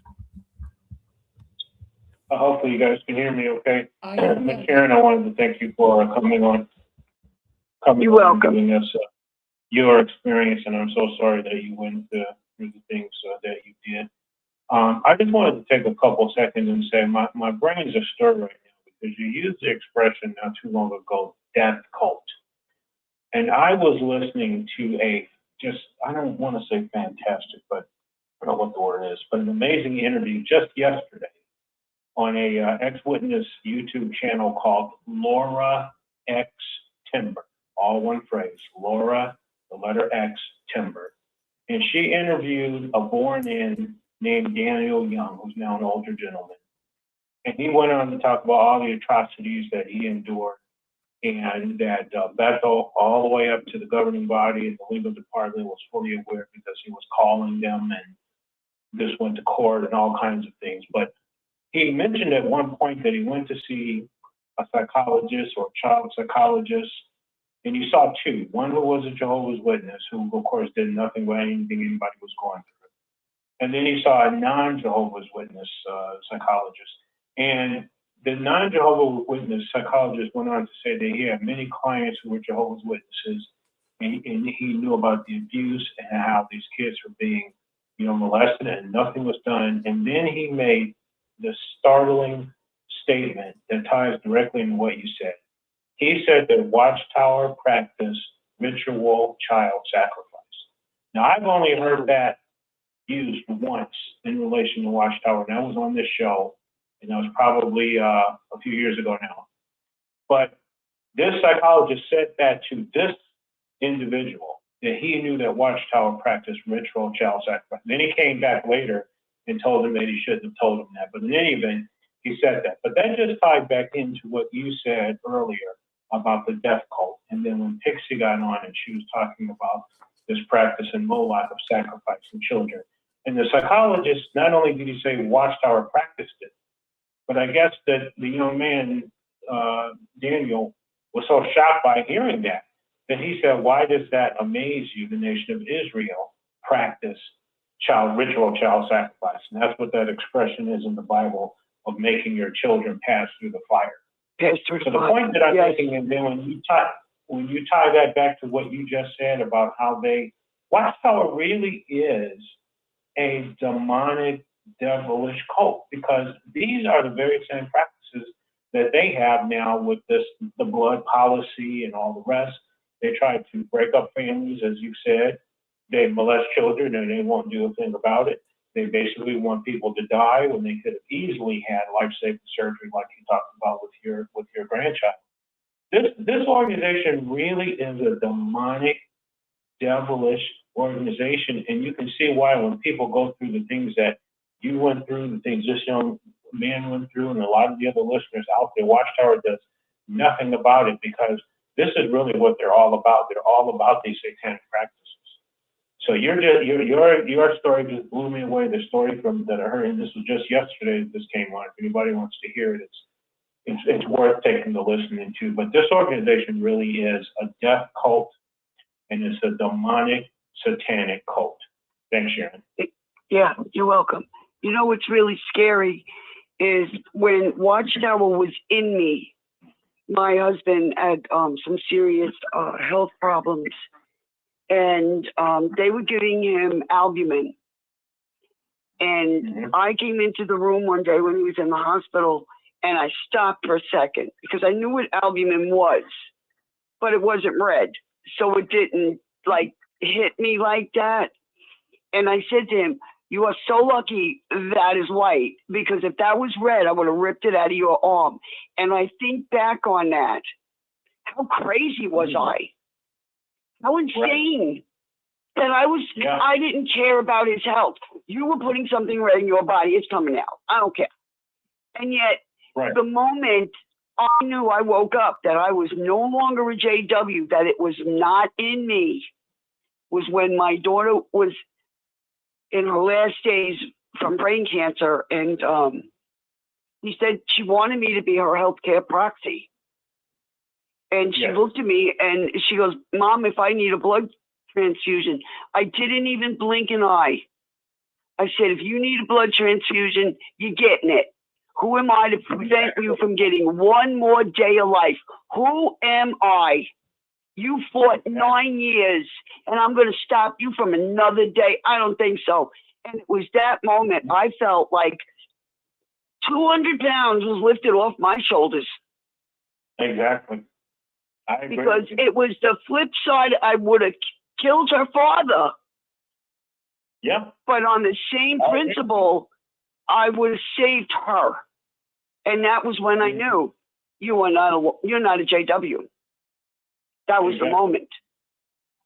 Yeah, I agree with you. Awesome. Did 602 want to come on? Someone else can talk. Did 602 want to come on? Come on 602. Hey, Rick, how you doing? I'm good. Hey, this thing about calling the Jehovah's, the governing body demonic and stuff. Hey, my brother Jesse and I, we talk about this subject a lot. And just to keep it very simple, there's two accounts that, when you get older, two accounts in the Bible that when you get older, you realize that, oh my God, it's true. Like in the very, very beginning, God said to Adam and Eve that the seed, that one, that there was going to be enmity between the two seeds. So all throughout human history, there's two types of people. And when I would come home from the Kingdom Hall, Dad would come home from the Fraternal Order of the Eagles, the bar, and he would tell us, it's my turn to teach you about the Bible. And he would say, there's two types of people in this world, grateful and ungrateful. Now go to bed. But the phrase, there's two types of people, it really is true. There is night and day, day and night. There's, hot and cold and so forth. So fast forward, and now Jesus comes into the picture, and he talks about two seeds, one that grows to find fruit, right? The wheat and the weeds.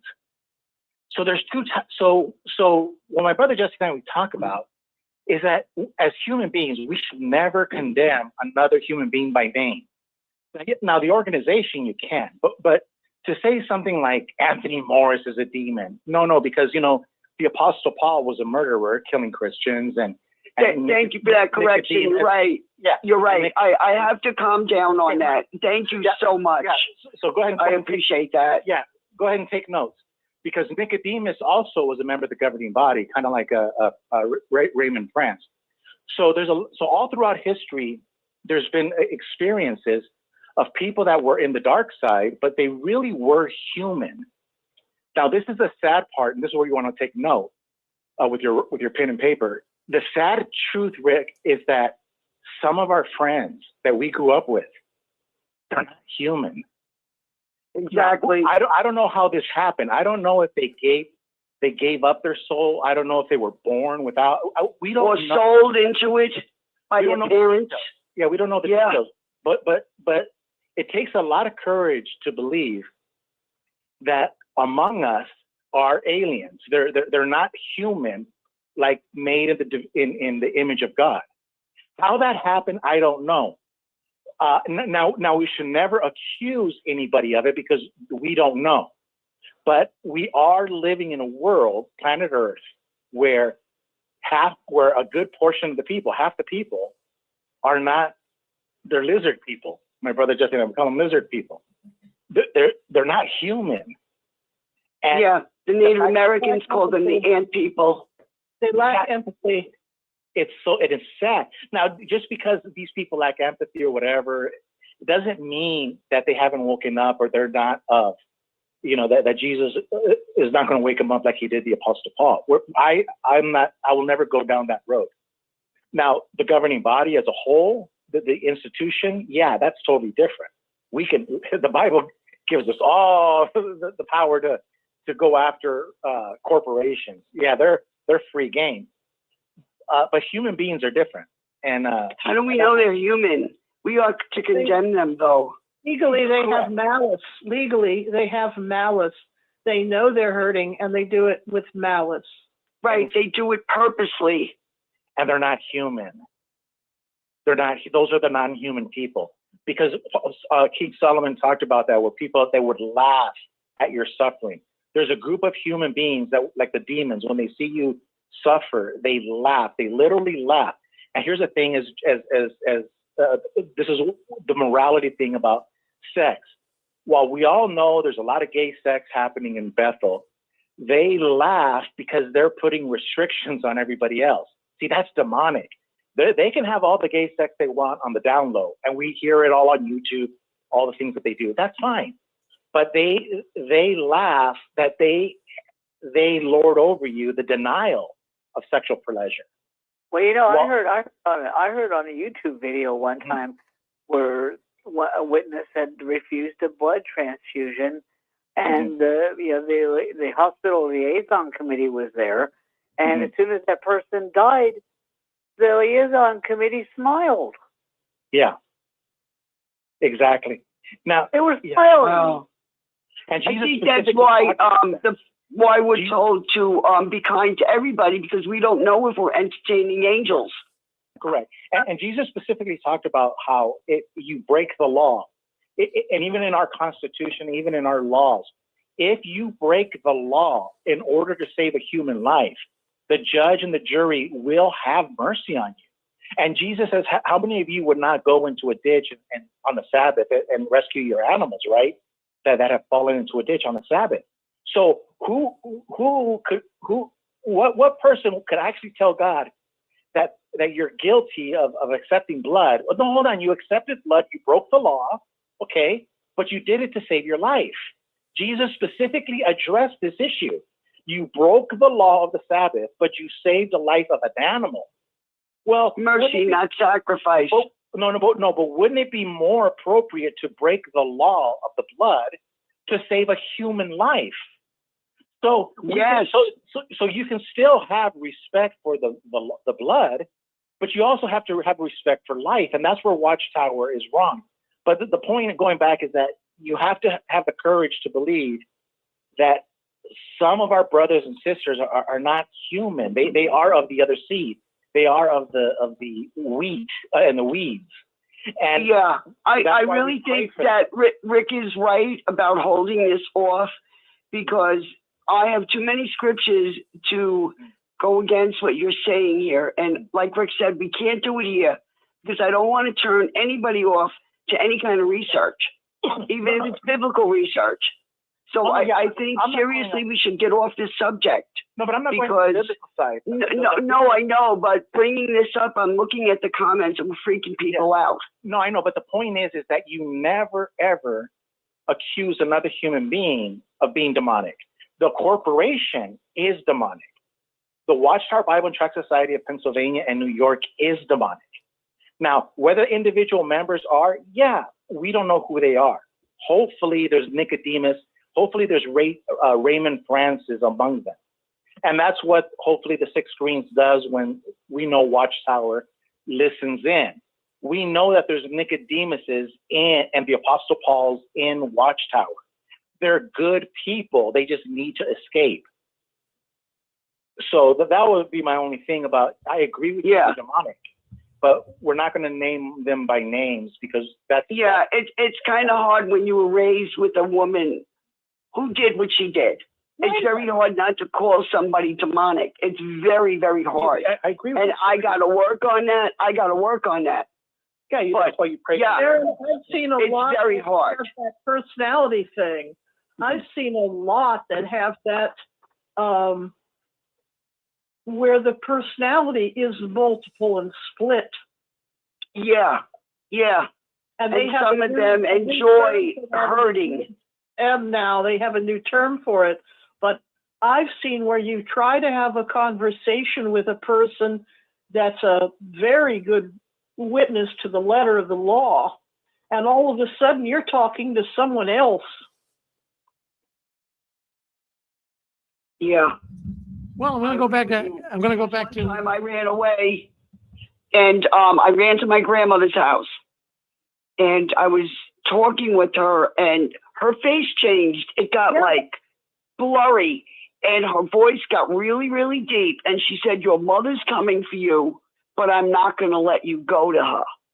And my mother came for me, and something grabbed my hand and made me hold on to the. She lived in Queens, Jamaica. So, you know, they had the houses with those old fashioned radiator pipes that would go through the ceiling. Oh, yeah. My hands were on that pipe, and I felt something grab my feet, and I could not let go of the pipe. And my mother was like standing there, and she's yelling at me, "Your angel's getting in the car with me. It's going to leave you in this house of Satan," and blah, blah, blah. I couldn't let go. And she kept calling the J guy. She kept calling. That didn't work because my hands were stuck. They were not being released until my mother pulled out of the driveway. Then I was released almost like with a push, like now you can get away. Well, Sharon, no doubt, no doubt you have experienced things in the witness world that have really been traumatic to you. And as the sister even said earlier, we're all hoping the best that you can get through all of this. Now, I want people to know that Sharon has been able to at least find some peace in her life. Sharon has been able to find some solace. She and my wife and I, we talked this week. Sharon has, it's a program, and not a program, but at least it's a narrative that she came up with that she'd like to have you hear. Now, if you would like to hear more of what Sharon's deep feelings are concerning not just the Watchtower, but concerning the Bible. Well, she last night recorded on my SoundCloud. I have a SoundCloud channel, and she recorded an hour and a half narrative on the position that she now takes since she's left the Watchtower. Now, we recorded it last night. It's going to be transformed. It was a video file. Now we have to make it into an audio file. So by Monday night, it will be up on Rick Ferrin's SoundCloud. Now, if you have more thoughts on this and you want to, did you want to give your email, Sharon, or you want them to come to JW World News? No, I think I'll give it here, Rick, because I think because of the subject we can't get here. And even on the Sunday program, it may be a little bit too deep because I've been in the corners that nobody wants to go into. And I made this choice to go down this road. And now since I'm on this road, I have lost some friends because they think I'm crazy. But the ones who I grew up with, they don't think I'm crazy. Matter of fact, yesterday, Rick, before I did that thing yesterday, two girls that I grew up with that have known me since I am 6 years old. They didn't talk to me since November because, you know, life gets in the way. And I was telling them and I was reminding them of stuff like when we were kids and growing up. And I said to them what I want to tell other people about. And they were like, wow. And I asked them point blank, did I ever preach to you when I was a kid? All the years you know me up until November that just passed, have I ever preached to you? And they're like, no, you never did. That's not your style. So then I asked them, I said, what about my research? And the one was, oh my God, you don't stop. You just keep going. I never hear the end of your research. They know me. And then I asked them both, if I was to tell you something, how would you take it? And then I proceeded to tell them what we've been talking about, Rick and Susan. And they were like, wow, for you to tell us, it's very important. Because they know me. I never preached to them. Never had a Bible study. For me to even put myself out for this. It is so difficult because I did not want to do this, but now I am impelled and I just can't stop. And the way I referred to it before was the Black Ice event. And I'm going to put it to those who live in the South who don't know how to drive in the snow. When you have a snowstorm, the roads get cleared. All right. Sometimes you get salt, sometimes you don't. Now, let's say you're having a bunch of people over to your house for dinner, and the roads are clear. There is no reports of anything on the roads. You run down to the store. Everything's fine. On your way back, though, you hit a patch of black ice. You know the road. You know that you should pull over to the center line just to get past that rock because that's where the dip is. That's where you'll fall into the ditch. So you move over. You get home. You and your spouse are talking. Oh, God, there's black ice on the road. All your friends are coming to your home. None of them have been on that road. Only you know what happened at that spot. Are you going to sit there and say, well, they didn't report it. Maybe the black ice will go away, even though it's below freezing out. Well, you're going to get on that phone, you're going to call every one of them and tell them, when you get to a certain spot, you got to move over. Whether or not you were a JW and you know the signs of the garbage that they have done, you're still going to put yourself out there because you know it's important for people to know and to keep digging and keep digging until they get down to it and see exactly not only what Watchtower has done to us, but this entire system, what they have done. Between medicine, school, politics, each one of them are designed to destroy families, and they're doing a good job. And you got to get all the way down to find out why. And when you do, you can't keep it to yourself. You Well, just give him can't. give him your email, Sharon. Give him your email. It's all lowercase. Adams with an S. Heather 159 at yahoo.com. And in the subject box, please put XJW info. There you go. All right, good. Well, listen, that's good, Sharon. You came on. That'll be up Monday, so people will be able to listen to it if they want to get in there and listen to it. And then talk to Sharon, email her. She'd love to talk to you about it. But listen to what she has to say in there, and follow through with it. Sharon has been really traumatized by the Watchtower organization, and there's plenty of people listening into this program tonight that also have been traumatized. And, we're all trying to find our way to deal with it. We're all trying to find our way back home, so to speak. So, everyone, we really appreciate you coming in. We appreciate Sharon coming on tonight. Thank you, Sharon, very much. Thank you, Sharon. Yeah. Thank you. No problem, guys. I'll be talking to you. Good night. Good night, Sharon. Hold on, Don. Can you give me your email address real slow?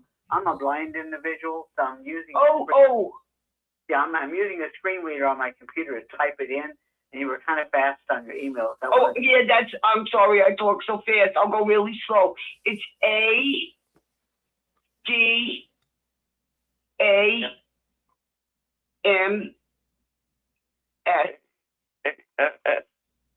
Okay.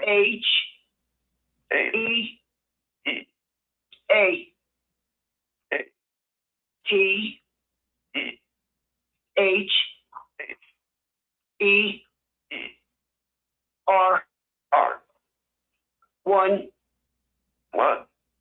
5. 9. At Yahoo. .com.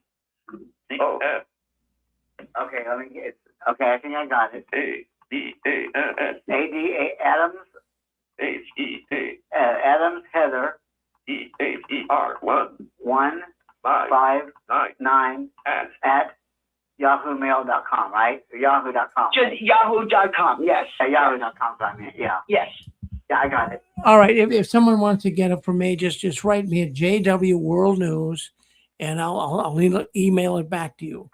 jwworldnews@gmail.com, and I'll mail you Sharon's email. Thank you, Sharon. Thank you very much. You're welcome, guys. Good night. Thank you. Bye. Okay, I wanted to bring Hi, up. Susan. Good night, everybody. In fact, we're not leaving yet. We're going to hear for a few more minutes. But I wanted to bring up. I've been noticing at the outset of the program tonight, JW World News, we talked about a man named Chewy, and Chewy has called into this program numerous times. He's contacted me at least, well, in the last couple of years, he's been calling me at least once or twice a week, and we talk about the trek that he's been having. He is a former Jehovah's Witness. His wife is still a witness. But I noticed there was a number of people in here tonight in chat that were writing about Chewy past. Now, I want to try to get that confirmed. Maverick, are you listening in here tonight? I couldn't see all of the chat. Well, what have you got from the chat here tonight? Can you hear me, Maverick? I'm not sure Maverick can hear me still. But and anyways, great. In fact, there's a Jason in there. In fact, a number of people have been writing that Chewy has passed. I'm just trying to get that confirmed. Sorry, Yeah, that's okay, Maverick. Have you been watching the chat here tonight? Yeah. Yeah. Jason Nazario 1242 earlier said that he was a good friend of Chewy, and he says he died. It was in his own hands, and he wants to call next week. Hopefully, he can get a chance to talk about him. Yeah, very good. So that he was I was noticing that Jason Nazario. Okay, so we do.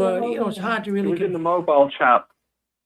He was in the mobile chat, not in the main one. On the main, there's two chats going on. Oh, right. We have the device and the landscape. Yeah. All Did right. he leave his email address? I don't recall. No, he just basically commented saying that he can confirm that that he's passed, and it was his friend, and he wants to come in next week and talk about it if he can. That's all I saw from the chat. All right. Well, thank you, Maverick. Yeah, that's. Yeah. I couldn't see it all, but we'll talk about this next week, and we certainly hope that didn't happen, but it appears as though it may have. We can't totally confirm it, but I did call Chewy. I got wind today. Someone did call me. They weren't really sure of it. And because Chewy was just on a month ago, not even that, I think maybe 3 weeks ago, he was on quite well. His wife went to the convention and he came on and get an opportunity to talk to us. So he told his whole story about being in Bethel. But I'll try to call him today. And hi, Rick. yes, This is Joe and Fran. Yes, Can you hear us? yes, we can. Yeah. Okay. Yeah. So we had heard, and we had heard it from one person, so we verified it. And from the person that they heard it from, the person that called you at 6 o'clock, they knew Chewy very well. And yes, he did pass away. He unfortunately took his life for another one that has done that. Boy, that seems so unusual. That seems so unusual. Apparently it happened last Saturday, and his wife found him. And his wife is a Jehovah's Witness, and they live in Oklahoma. And we spoke with Chewy, I don't know, a couple years ago on the phone. Yeah, he came on the program, I'd say 3 weeks, a month ago. And he called me. In fact, he'd call me 2, 3, 4 times a week sometimes. And he was a Mexican man and very, very straightforward with his feeling about the Watchtower. He did not like it, and very friendly man. And just like I say, a month or so ago, he gave his whole story about being in Bethel and how where he worked at Bethel, what's going on in his life now. I know he worked for the Home Depot. And the last conversation I had with him is I believe he told me he got laid off or they didn't need him to work anymore. That might have hurt him as well. He was a very innovative man. He came up with his own coffee brewing system. He was telling me about. He was very friendly, he had a good personality. He really did. I mean, seriously, I liked him a lot. He would get right to the point with what he was talking about. And geez, that saddened me. In fact, all day long, I was kind of concerned about that and even worried about it. I called him a couple of times, but it said that his voicemail was not set up. Right. So Yeah. So the person that called you, he knew Chewy very well. yeah, now they say a person called me. I don't recall talking to someone. I've been talking to so many people here tonight. Oh, Yeah. Fran, someone called me and I called Rick. Yeah. Yeah, but that was a female that called me. Yeah. And Okay. Yeah. you probably know who that is, so I just don't want to throw names around. Right. That's okay. Yeah. No, we don't know. That's okay. Yeah. No, we confirmed it. And also in the chat, yes, there's been a lot of suicides in the last month. Austin Williams, we knew about him, and Culty Talk, we've known her. So yes, those are all confirmed. And there, if anyone listens to XJW Diary with Justin put out a very short video about the ones that just took their lives, and he named names. And so you can go to his channel, and Joe's right here too. Yeah, hi. And incidentally, we've had some open and frank conversations about friends, the people that we know that have had feelings and thoughts about suicide. And we found that, and people have been showing that it's relieving for them to be able to openly discuss these kind of feelings that anyone and every one of us can have about suicide. Just because we have feelings about it doesn't mean we're interested in it. Mm-hmm. But it's something that's common to most people who go through difficulty. The reality is that, unfortunately, some are pressured to the point where they personally feel that that's their option. But the biggest point that we've seen is that the Watchtower is putting people in a position of extreme pressure and stress that seems to pressure people into a situation where they do things that are rash. And this is something, the more that it's exposed, the more that pressure is going to will bear on Watchtower for the inordinate pressure that they put on people with shunning and the isolation that goes along with it. It's more deadly than people understand, and we're finding that out. And I think, unfortunately, we're going to continue to find it out. Well said. Well said, Joe. I mean, shunning, really, when you stop and think about it, it is a devastating practice. It completely fractures relationships, and it serves as a form of social and psychological punishment when you stop and think about it. Yeah. It fractures. Yeah, I mean, yeah. Honestly, I think it's at the point where they're basically, what Watchtower has done is a crime against humanity. And with the evidence that just unfortunately keeps coming in, it's becoming more clear that it's an absolute crime against people. And I think we're going to see more and more exposure. Well, you stop and think about it, Joe and Fran. And I know your own family is more or less even doing it to you. And you guys are strong enough and fighting the fight, so to speak.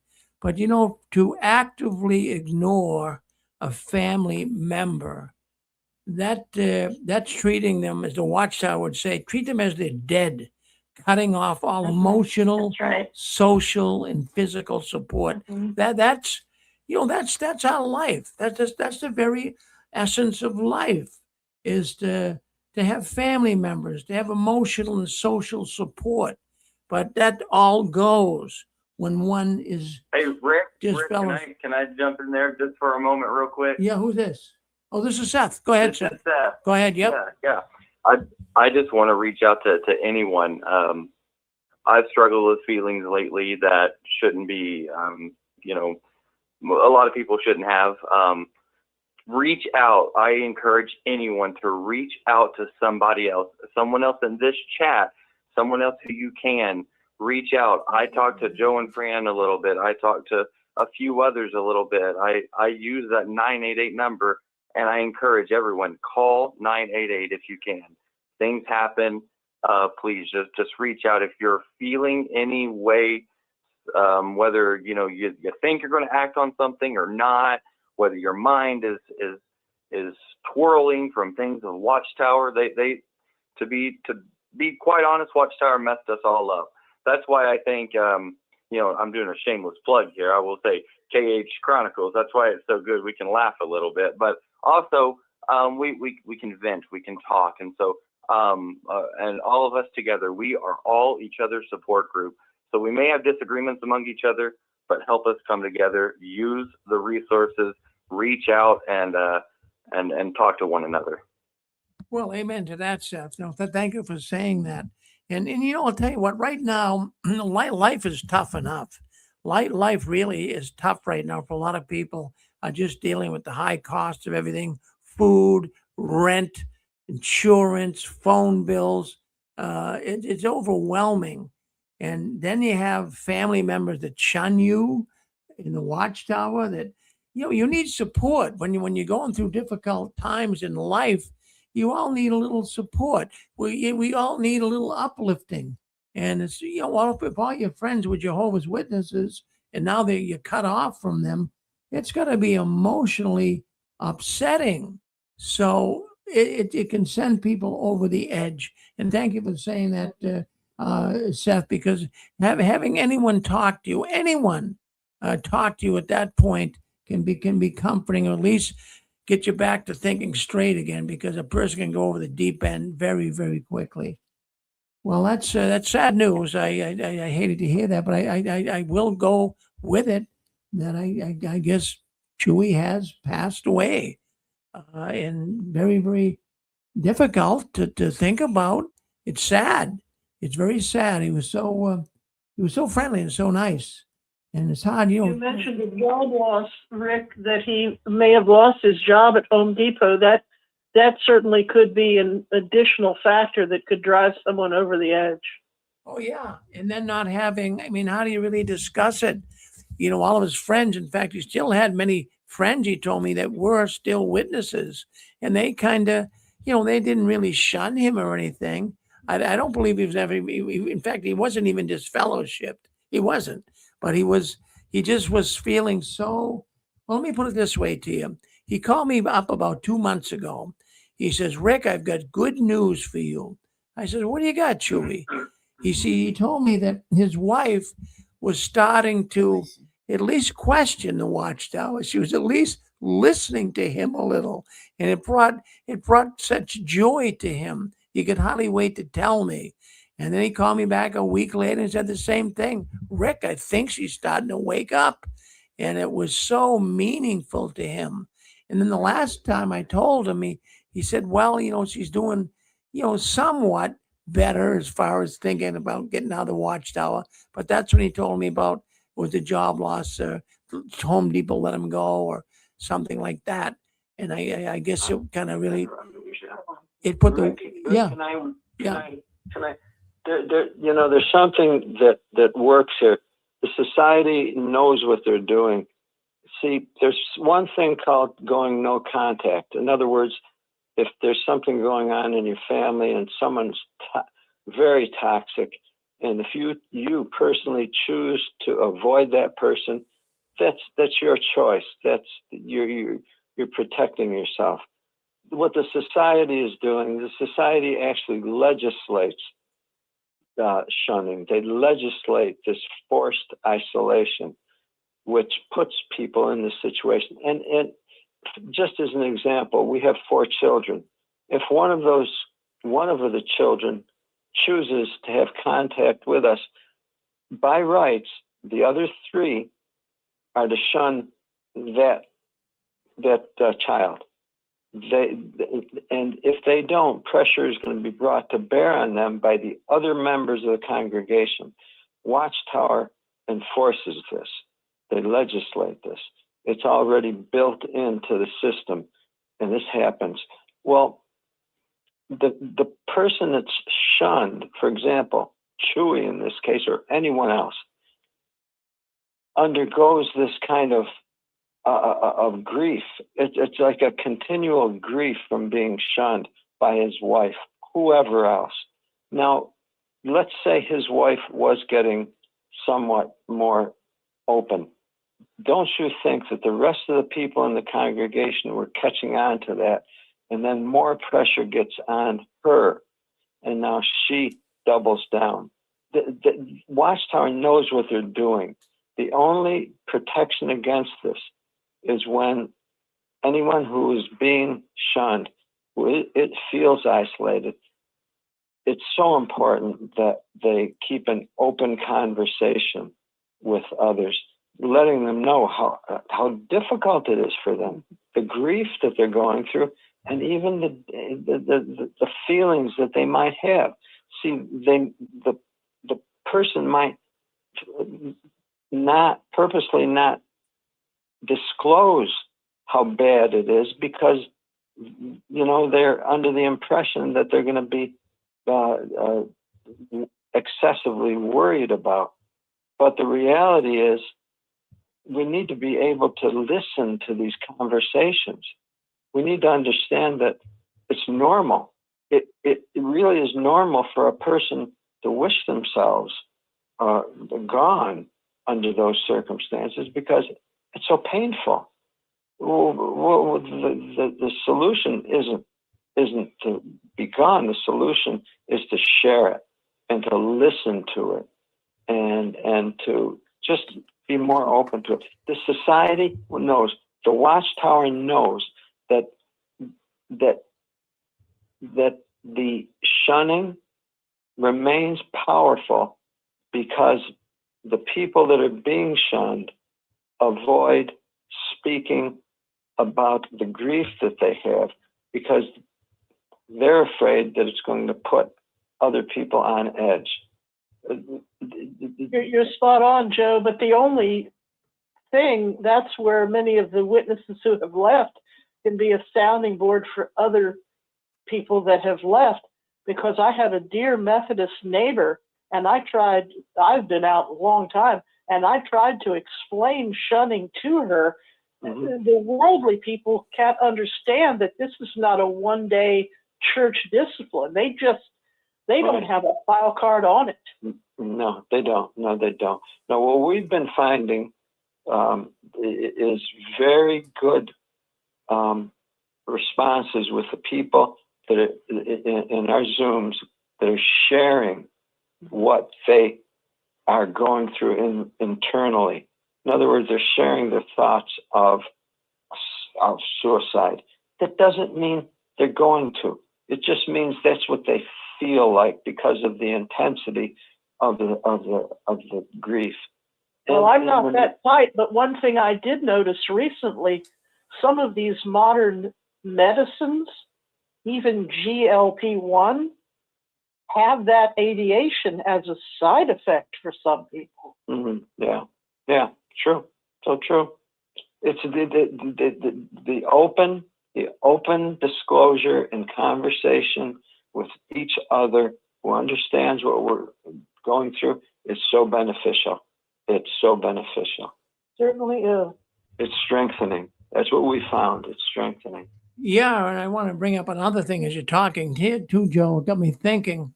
The witnesses have no feeling, compassion, empathy, nothing. No, they don't. But nothing No, they about it. don't. In fact, it doesn't even have to be a disfellowship person. If it's a person that doesn't come to the meetings anymore, but just imagine the scenario here.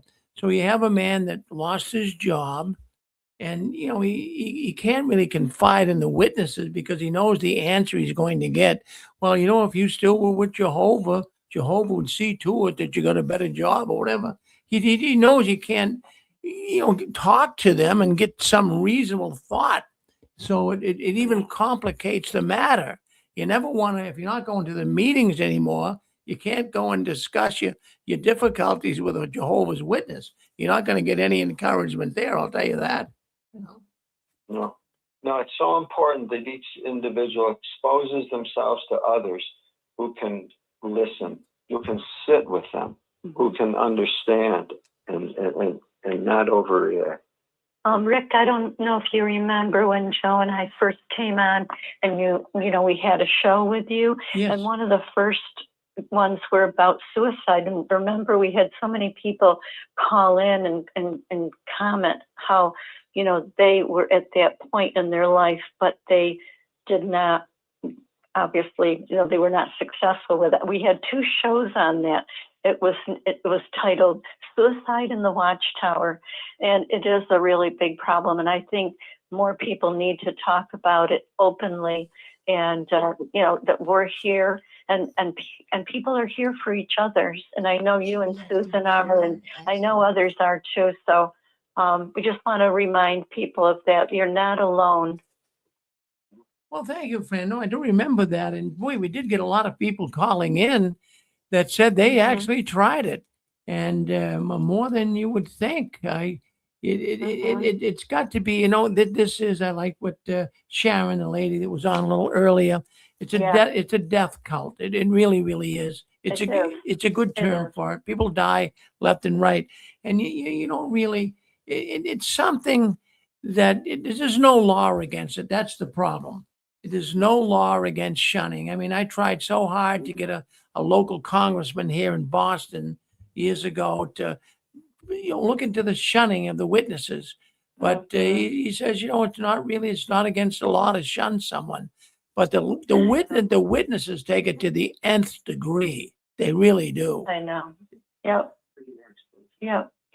Well, there's more exposure now than there has been. The exposure, the free exposure, the just is like sunlight to the darkness that the Watchtower is working. And that when they keep that in darkness, the isolation, when it's in darkness, it leaves the individual feeling powerless. But the more it's openly exposed, freely spoken about among each other, it strengthens. It is strengthening and allows the person to get beyond the episode, because those feelings are they're episodic. In other words, they only last a little while. And if you can get through that little while with understanding and seeing clearly through it, you get beyond it. You get beyond the danger. And the free and open discussion helps the person get beyond that episode.